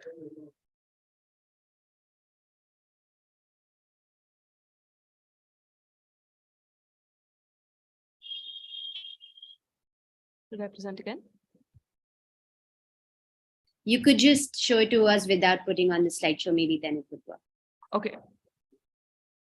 Sometime. Yeah, this works. Okay. So the first student we're talking about today is called Bill Gates. He's the fourth richest person in the world, extremely well educated, extremely intelligent. We know all of this, but he's also a Stanford dropout, a product of an education system that I'm assuming equipped him with enough skills, networks, and to confidently drop out of it and make it in life the way he did. The second student is called Yogesh Sudhi. He's one of the 45 students in Anja and my 10th grade class. He's currently at an RC level of 1.5 because it's a pandemic batch. In his pre-board that happened like last week, he's at a 16%. If he were to make a CV for himself in the next 1 month, this is probably a lot of what it could look like, because he's convinced that he wants to drop out. However, Yogesh has like some very strong hobbies. He's always known as a class clown, and also does a couple of part-time gigs around. But he is the product of an education system that somehow has stripped his entire confidence that he's convinced he doesn't want to be part of it. So the challenge we are thinking of is, what are the real career options for students who drop out of 10th grade, who don't fit into a certain assessment parameter of the education system? Because currently the pathways in the community for such students is honestly drug smuggling or robbery. And these are charted out paths that he speaks of very passionately. So the need is extremely clear. It's a twofold need. First is that we need to develop career paths which equip students who have somehow dropped out or failed into the current education system to bring them back into some sort of traditional career path or a career path of their choice. And the second is to develop 21st century monetizable skills across all the students, because the education currently has been extremely knowledge based, so that they have the confidence to actually choose and grow in the career of their choice. So with this need, we come to a very simple solution. A little drum roll before we introduce. This idea is essentially a little radical for a learning setup, but we're going to go with it. And also one idea that I think came with the students when we were talking about it. So it's called Laya, Magdi Road's first ever music studio, a for-profit music studio run by high school students of the community. That's a snapshot of our students working with the drums and one of our volunteers in the current community center we work with. So why for-profit? For this age group that we're working with, financial management and digital literacy are extremely important skills. A music studio, because there is extreme interest and skill in the field within our students, and it is run by the students of the community because we want to build transferable skills across batches of students. So what does the model look like? Each student will select one department of their choice based on their skill and interest, ranging from talent and performance to production and film, marketing and social media, and admin and finance. Post their selection, they will then be mapped to mentors who are extremely skilled in their domain, who will then train them and then assess them on certain parameters. Post this, students will then be leading towards co-decision making of their own department and then leading the project themselves. These are some of the leaps that will guide the values of Laya. We have relevance, active self-direction, connection and community, and high expectations. So to consolidate, how does all of this tie into the problem we are trying to solve? We are going to be training students in specific departments that will then help them build 21st century skills, which will make them confident and skilled enough to take up internships at colleges and businesses that are within their mentor network. And just a little about the mentor network also. The mentor network currently consists of 3 mentors. That is Anjana, me, and a colleague of ours called Dhruva. We all come from different expertise. Like I'm from Mumbai, she's from Chennai, and he's from Bangalore. So the idea is to build them to a certain skill that is our expertise. Then sort of monitor whether that sort of skill is being developed. If there are breakdowns, remedially work with that. And finally, to map them onto some job opportunity within these 3 cities, because we all come with 5+ years of experience in the sector. So we do believe like skills like Canva, skills like video editing on basic free softwares can really help these kids. And lastly, hopefully, if the center does come into play, this is a little of how his CV could look within a year, where he is the head drummer of Laya. He is also doing online courses in skill development and on knowledge specifically. And we also see him as a head drummer, social media manager, working with followers on Instagram and YouTube because he loves making reels. And just our last concluding slide, a little of what Yogesh wanted to share with you. He couldn't be here, but he's asked us to share this with you.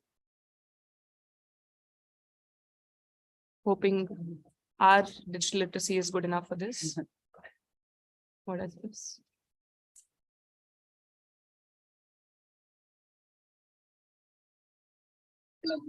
Santosh not sharing. Okay. Okay. Exciting about thinking about future plan. Bad means communication each other will not have means and money taking instrument. Thanks. Thank you for sharing that with me. Okay. Yes. And quickly, this ask, we've actually broken it down into, we need an amount of 95,000 to set up a lovely studio and fund a lot of mini ventures of students. This will include, of course, the equipment, a soundproof studio, a lot of online softwares. We are going to be impacting 95+ students with this initiative. And the aim or the promise is to create at least one new original song with a music video within the first 6 months of our operations. And last slide. And hope Anjana and Rhea. Okay, we have maybe time for one question by any of the panelists. Questions, comments, anything at all. Yes. All right, Manak, let's go for it. Yeah, quickly tell me who is using the studio. Like it's a for-profit venture. Tell me a little more about who's using the studio, and yeah. Yeah. Okay. So can I start with that? Yeah. Okay. So when we say for profit, first wing is going to be where we get a certain set of students. There are around 20 that we know for certain are going to drop out and are going to be part of this. They're going to be working as musicians in this. So there are local events in the community, which we think they're going to first start off with. Second avenue is going to be of them also, since we have equipment and that is one part of the funding, we also want to rent it out to other people in the community. So a lot of sound engineering work could be handled by the students if somebody else is recording. So it also opens up like a media house, and the idea of like I come from a digital marketing background. I'm hoping to be able to spread the word within the community. But these are the two sort of avenues of revenue we've thought of. To add. Also, in terms of who is going to be using the space, there are also multiple ways to monetize a skill like music. For example, if one of the students wants to teach instead of recording a video or like performing somewhere, he can also teach an instrument to like other students who then come to the center or the studio to learn. So there are multiple ways of using the studio based on what the children bring as their interest. So essentially, then the studio is just sort of a space where they are learning all these skills. The studio in itself is not a revenue generating space, or is not the core revenue generating space. I'm not sure if I got that right, but what we're hoping to do is the infra. So there are two things I think to this. First is a talent. The talent is going to be monetized, which is the musicians, and the second is the infrastructure is going to be monetized. And both of this we hope to go digital with, because digital literacy again becomes a 21st skill. So I know digital literacy, like monetization on YouTube or Instagram, takes longer time, but we're hoping to start locally and also rent out the space. Okay, got it. Thank you for that. Thank you so much, Anjana and Ria. We're going to give this time now to the panelists to quickly gather their thoughts and put in their notes. But it's a good space for you to actually go into the chat group, because Pooja has pointed out Manzil Mystics, who are based out of Delhi, and Nav Gurukul. And Shweta has also mentioned Mantash Band, who are also based out of Delhi. So maybe you need to make a trip to Delhi. Personally, we have made a visit to Manzil Mystics, and they can be a great model for what you have in mind, both for bringing talent together, for nurturing talent, as well as monetizing it. Wow, thank you so much for this. I did not think that would be one of the takeaways, but wow, thank you. Amazing. Thank you. All right. With just a few moments given to the panelists, we now are going to get ready for Anika. Anika would be our final pitch today. And Anika, if you're ready, I'm going to remove spotlight from Marjana and Ria. If you're ready, we can be good to go now. Before I start with my pitch, I would like to thank all of you. Every pitch was amazing. Pressure is immense. So I'll request everyone that I have shared a Padlet link on the chat. Before I begin with my 3 minutes, can you please all engage with it? Take 30 seconds to engage with it. Take a deep breath and then engage with it. It has been a very information heavy session. So yeah, once you all have shared, I'll start with my presentation. Is it okay, Arsha? If I can wait for 10 definitely all the participants and the pairs should definitely go through the Padlet. The panelists, if you want, you can use this time to gather your.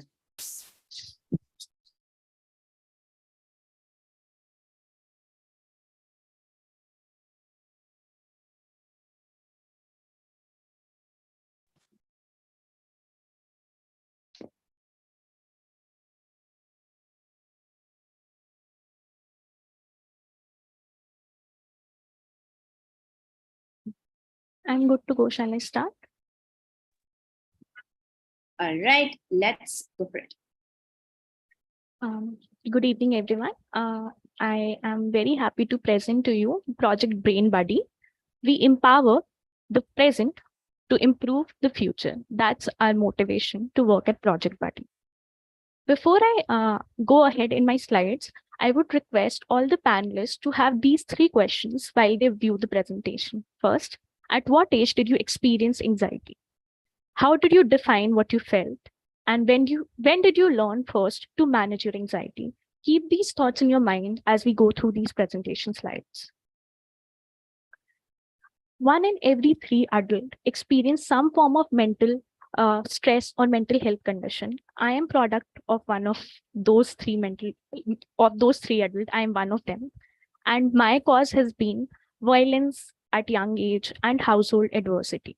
This is true for almost every second person I have spoken to, whether it be my school, whether it be the circle group or the participants over here. Every young person goes through a stage of life where he or she interacts with family and school, and the experiences over there model how that adult could look like. So here's my why. I was 12 when I first saw Tare Zameen Par. All I wanted was one Nikun sir in my life. Unfortunately, I couldn't get one.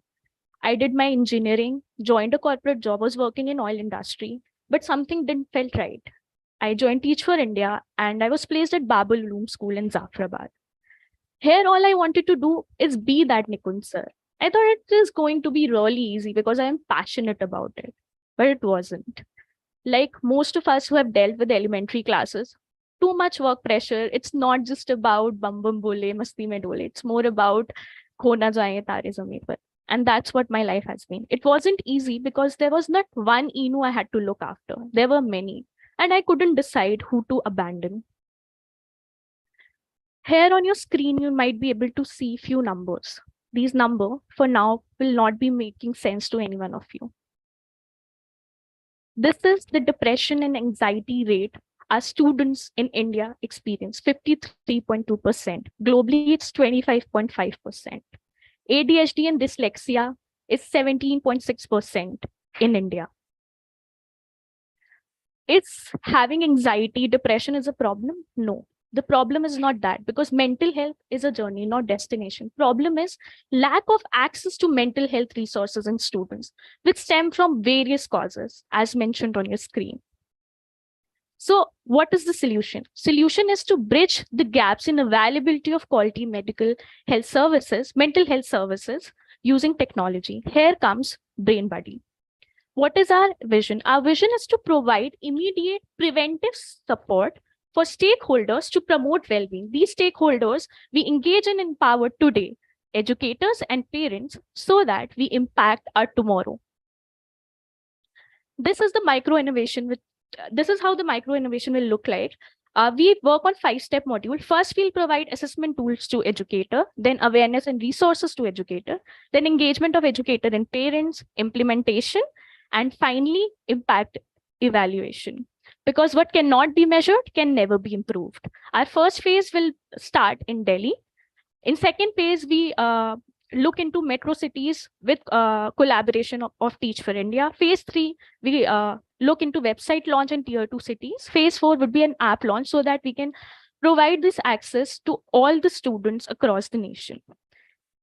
My ask is very simple. Whatever funding I'll be getting from here, I'll be using it to develop chatbot, resource collation, and to get a professional assistance while I'm collating that resources in a vernacular language. My USP is we are preventive, not remedial. Mental health needs to be preventive now so that my kids do not seek remedy when they are older. It is designed for an untapped audience which combines educators, parents, and students together. It will be available in vernacular language. It is interactive, cost-effective, and it is accessible form of mental health management. That was my time. Thanks a lot. I'll not stop share.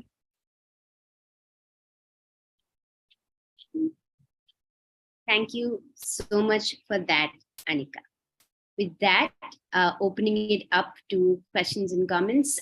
Pooja already has a question, so Pooja, go for it.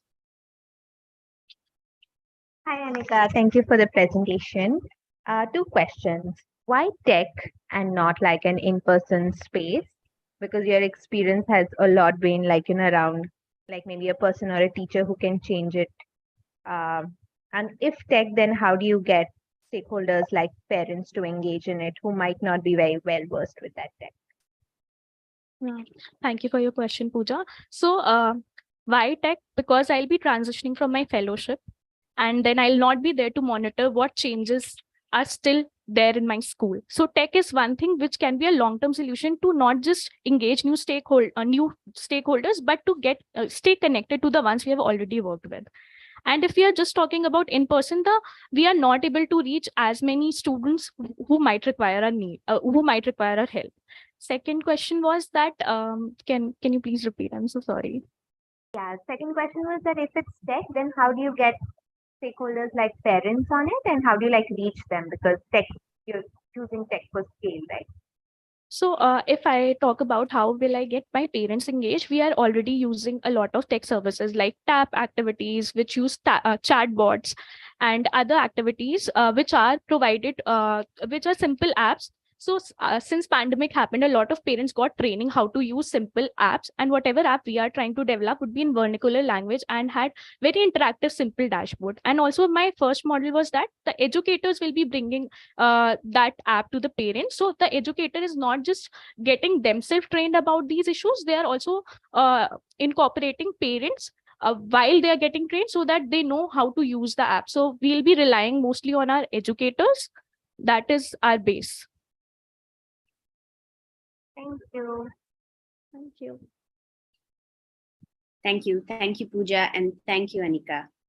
With that, we come to an end of our pitches. We're now going to take some time for all the peers and participants who've come to watch and who may be watching on the stream as well to go to your group and open up the poll and vote for your favorite pitch, because they also stand a chance of winning that Peer's Choice Award. With that, we bring all our pitches to a close. I would like to invite the panelists now to offer some nuggets of feedback and comments to all the pitchers today, based on the patterns you heard, based on some feedback you would have for all of them moving forward, on how to really push themselves on the parameters of innovation, on the parameters of relevance and impact. Opening it up to the panelists to share their nuggets.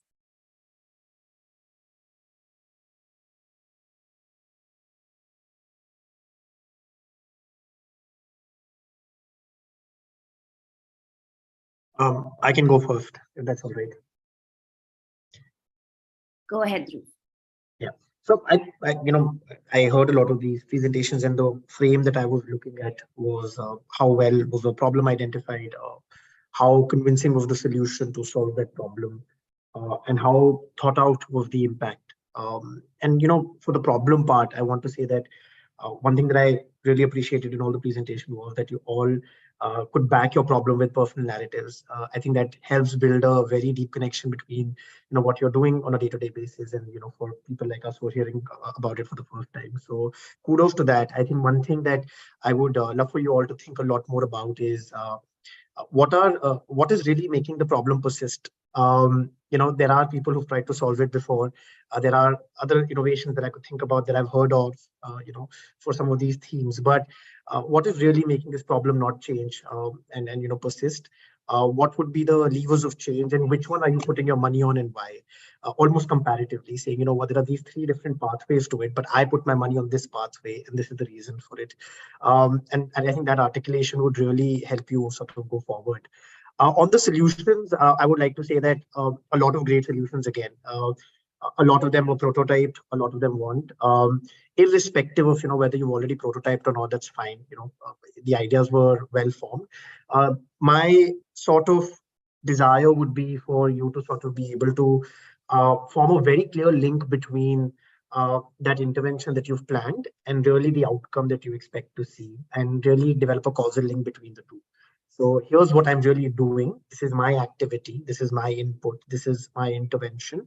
It will lead to X, which is, a measurable change that I will see in my stakeholder, which will lead to a long-term change in XYZ beneficiary. So if that causal link is very clearly articulated in a theory of change diagram almost, I think it would help you reflect on your own intervention and sort of fine-tune the edges on that a little bit. And finally, on the impact part, for each of these interventions that were presented, for each of these pitches, I can think of multiple contexts where they could be replicated, where they could sort of, through multiple different approaches, be applied in different contexts, right? Think a little bit about what would change in that scenario. What would make this more replicable? What are 2 to 3 things that you will say to other people who are hearing from you, who are learning from you, to really keep as essence of that intervention, while they actually take this product and apply it to another different context or a different geography or a different place, right? So I think those would be 2 to 3 different things that I observe generally, and I would believe are points that all of you sort of can take forward and think a little bit about. But thank you so much. Equally a learning opportunity for me. Thanks for inviting. This was lovely. Thank you so much, Dhruv, for coming on, and also for sharing your feedback. Dhruv has done a lot of essential, important, and amazing work with a bunch of partners in Delhi, working with the Delhi government, and building the schools of excellence as well. So if anyone can, help you kind of build that understanding of really what it means to find out that niche and then building an entire learning space around it, then Dhruv's just a great person to kind of connect with. Thank you, Dhruv.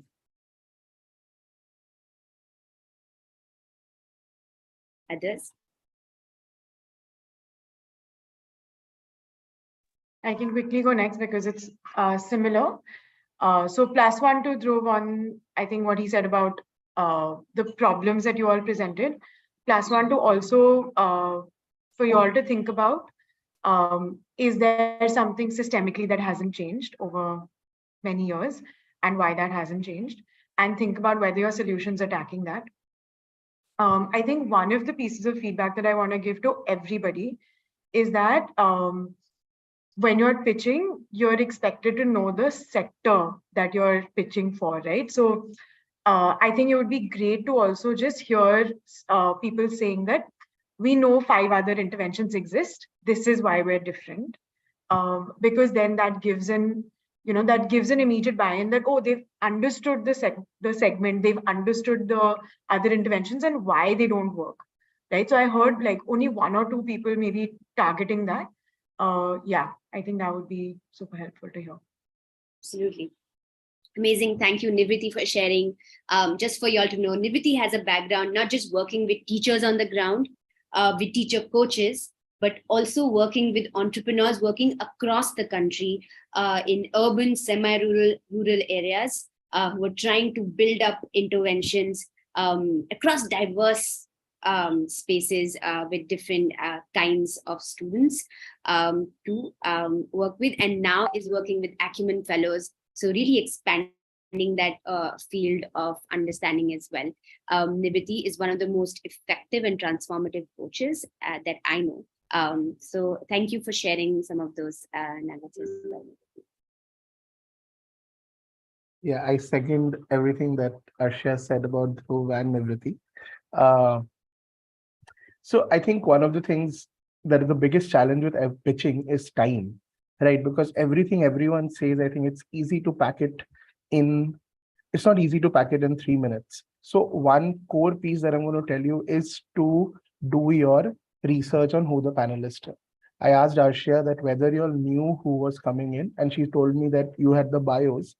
So if I had the bio, this is what I would do. I would see that everyone comes from education. I would actually skip deep diving into problems altogether. My stories would not be about problems because I'm not selling the problem of education to these people who spend like 10 years in education, right? What I would sell to them instead is the story of my solution and impact, right? Now, that is the core piece. So essentially, I always keep saying this: if you've studied science, pressure is measured in this unit called PSI, right? Pound per square inch. So essentially, what you need to do is you need to apply pressure to push the panelists towards your side, right? And PSI in a pitch is problem, solution, and impact. Now with P, you are already sorted because all of us come from education. So the 2 things that are left is solution and impact, right? Now, how do you then build your hypothesis or your core concept around solution and impact. And the third is that already Arshia has mentioned that we are going to be measured on relevance, innovation, and the third thing. So your pitch should essentially hit all of those three areas, right? Now, that's, I think, something that I personally found missing in a lot of pitches, where I did not find a very clear sort of articulation, of what is the innovation or what is the relevance there and things like that. So that's something that I would say, okay, please focus on, because the pitch competition in itself is not about telling what you do. It's about sort of figuring out, these are the cues I have to essentially make a pitch which will enable me to get that money. Right, at the end of the day, that is the core idea, right? You might think that, like, actually, kya hi bakwas bol rahe, but that's the core idea. You want to, all of us want to get out of this space with that money. So what are my clues that I have? How do I use those clues to make the most of the 3 minutes that I have? So that's, I think, going to be something that I would say all of you need to keep in mind. Other than that, I think I loved some of the ideas. All the ideas have so much heart, so that's definitely there. I think some of them need a little more clarity with, actually mein kya ho raha hai. Like a lot of you figured out the what's, but the hows inside the what's have to be figured out. But yeah, all the best to everyone. Thanks, Arshia, and thanks, Pooja, for having me here. Thank you so much, Mainak. Every time I hesitate saying Mainak because you're always right. But thank you so much, Mainak. Mainak has been, he has been an entrepreneur since the day I met him. We've always known he is going to be running his organization from the time that we were basically out of college. And we were all in the same space. Mainak runs Simple Education Foundation, which was one of the first and continues to be a seminal organization that works on school transformation and learning transformation, and works with states.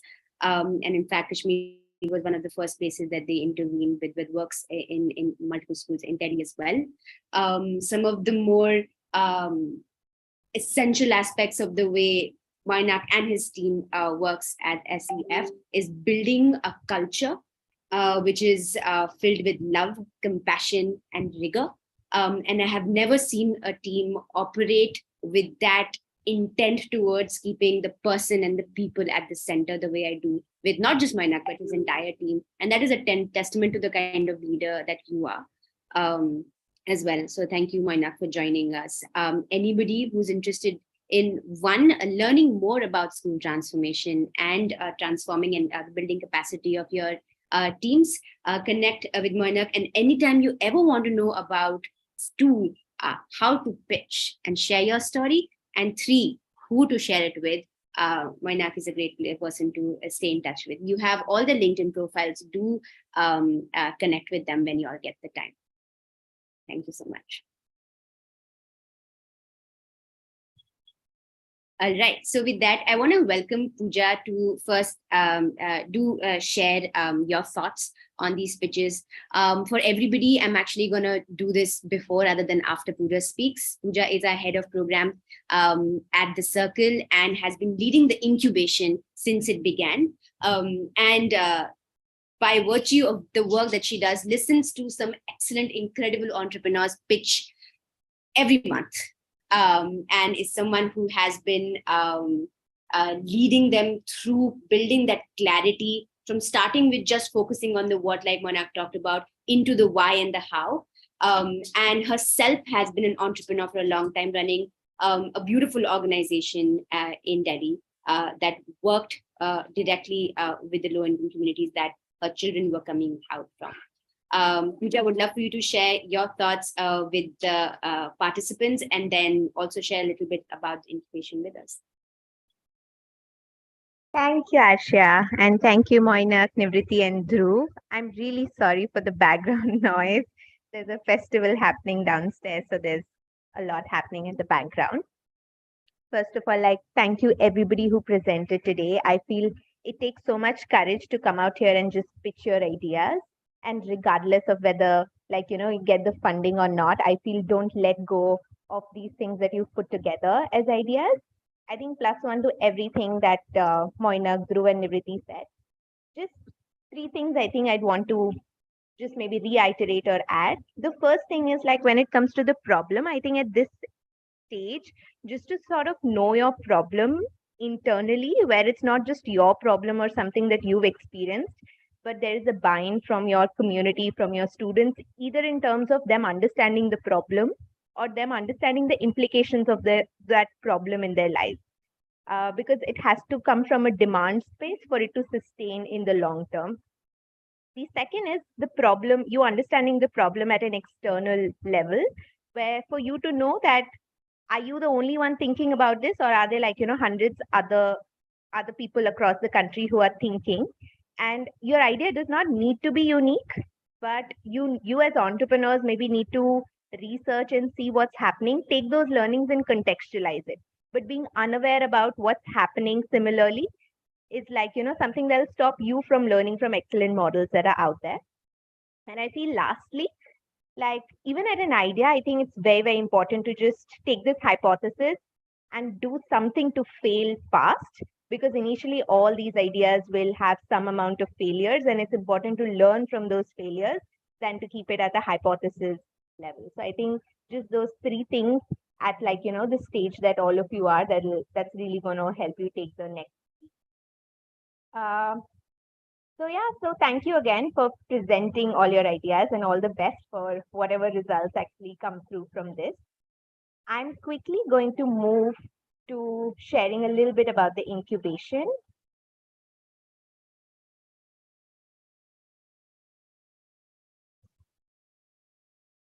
Can you all see my screen?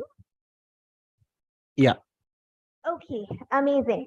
So I'm very, very excited because we've launched the incubation program for the second time.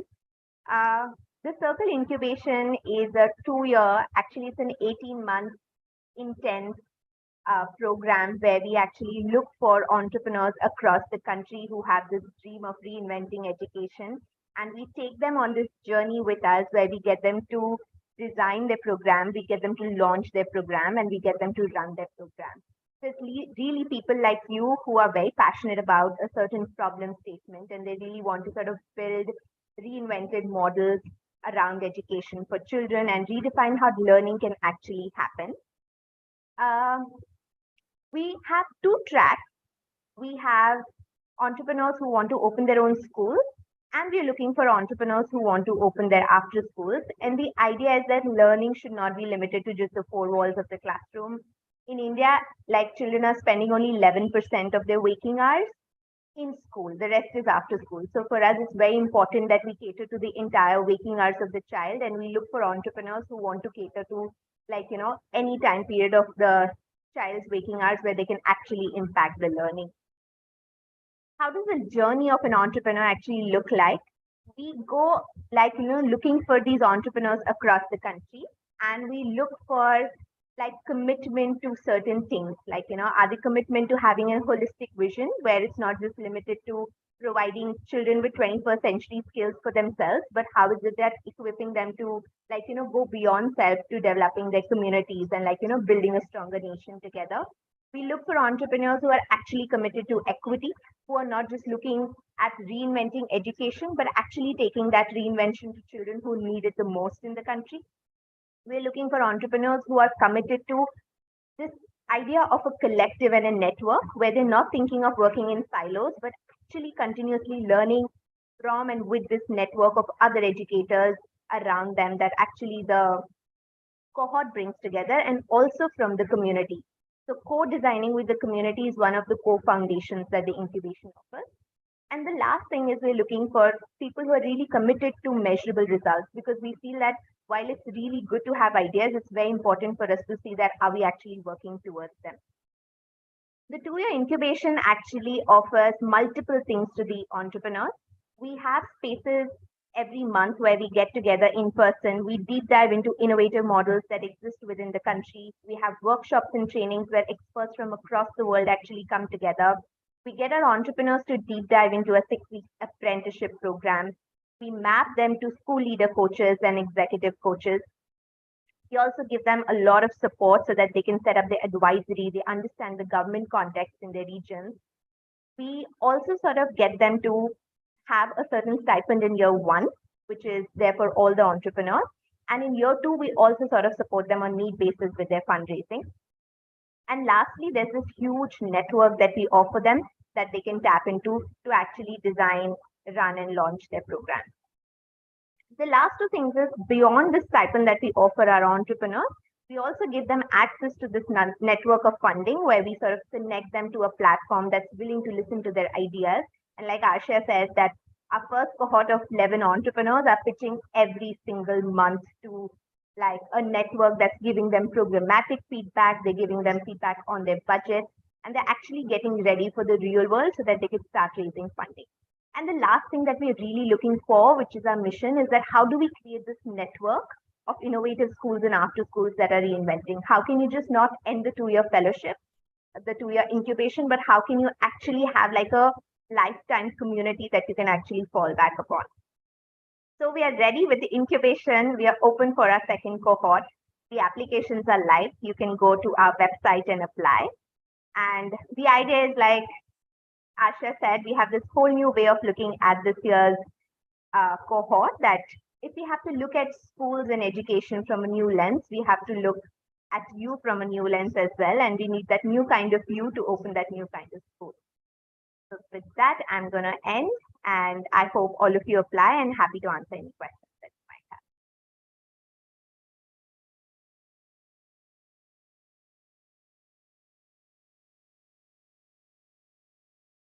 Thank you so much. Thank you, Asha.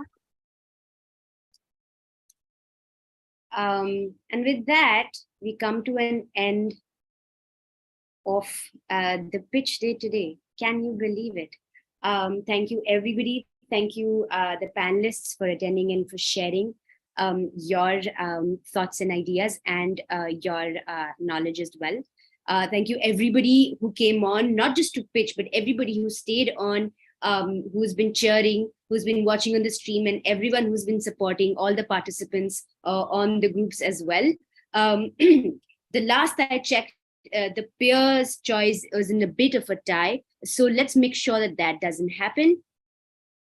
And with that, oh, wow. So it used to be a 2-way tie. It's now a 3-way tie. Thank you, friends. We are going to end the peers' choice at 8:25. We will announce our current winners from at least the panelists' choice right now. You will be getting details about your grants in the days that follow. With that, I just wanted to first bring to your attention some of the parameters that the panelists were working with today.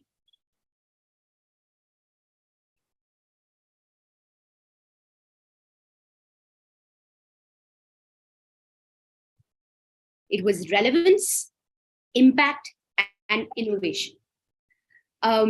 Is the micro innovation relevant to the context that you're operating in? The inspiration for this was just when we started understanding India's context and your own community context when you conducted your empathy interviews with children in your community. The impact directly inspired by Transcend's work, that are you able to really move through your micro innovation people from status quo to 21st century learning? And the innovation itself, is it based on sound hypotheses, and is it unique and iterative? I think a lot of the feedback today from the panelists was around this. I think and I think it's very, very apt that happened, because innovation is truly actually not so much, ideation as it is iteration. Every time you bring forth your idea and iteration, someone gives you feedback, you go back to the drawing board, come up with something better. That's truly innovation. Our idea of innovation is often this fluffy cloud, when in fact it's work right there on the ground over and over again. It's a lot of sweat, blood, and tears. So I'm glad that that's something that also came through today. with that, our most innovative was the idea that brought forth an understanding of, just give me a second. Yes. All right.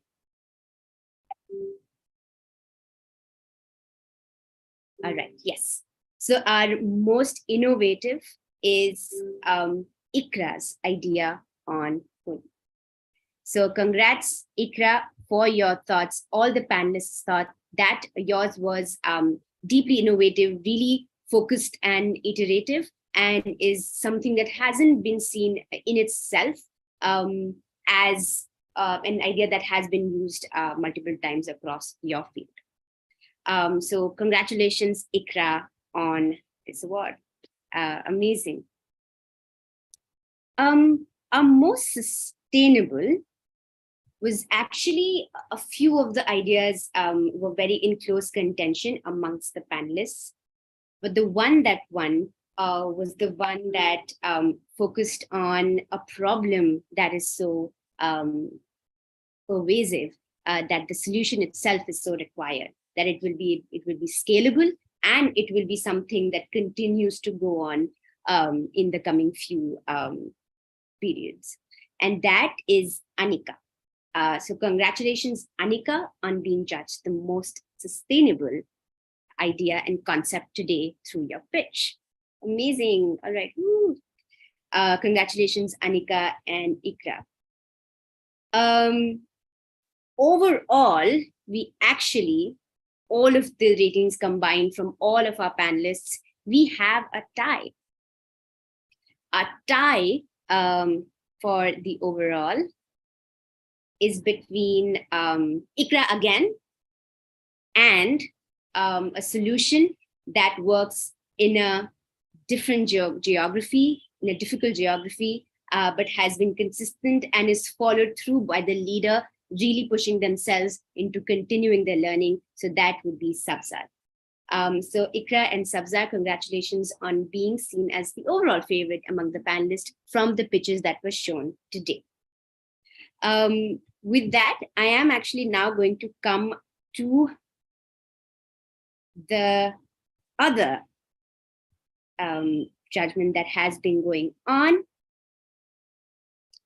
And we actually still have a tie. It's a two-way tie between Sindhuri and Anjana and Ria, which has just been broken, guys. We have a winner. We have a winner amongst the peers' choice, which is Anjana and Ria, with the most votes for their idea. So congratulations, Anjana and Ria, for winning the Peers' Choice Award. That being said, congratulations to all the winners. But I saw so many sparks come up across the pitches, and we only know, especially I know what it was like to see all the comments coming in from the panelists and all the scores and ratings coming in from the panelists. It was not an easy choice. There were a lot of close calls.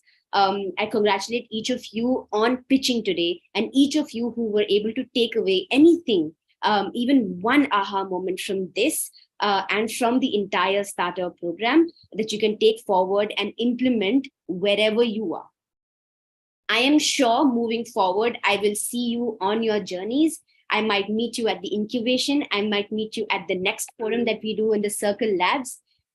I might meet you when I come to visit your space to understand what innovation really looks like, so that we can then spread that across the Circle network. I know I'm going to see you there. We might see you at some other event where we might be able to fund just a little part of your journey. Thank you everybody for joining us. Thank you panelists, thank you participants, thank you to all the pitches. Congratulations to all the winners. You'll be receiving details for your grants very, very soon. And yeah, the incubation applications are open. See if you want to check that out. With that, congratulations and bye.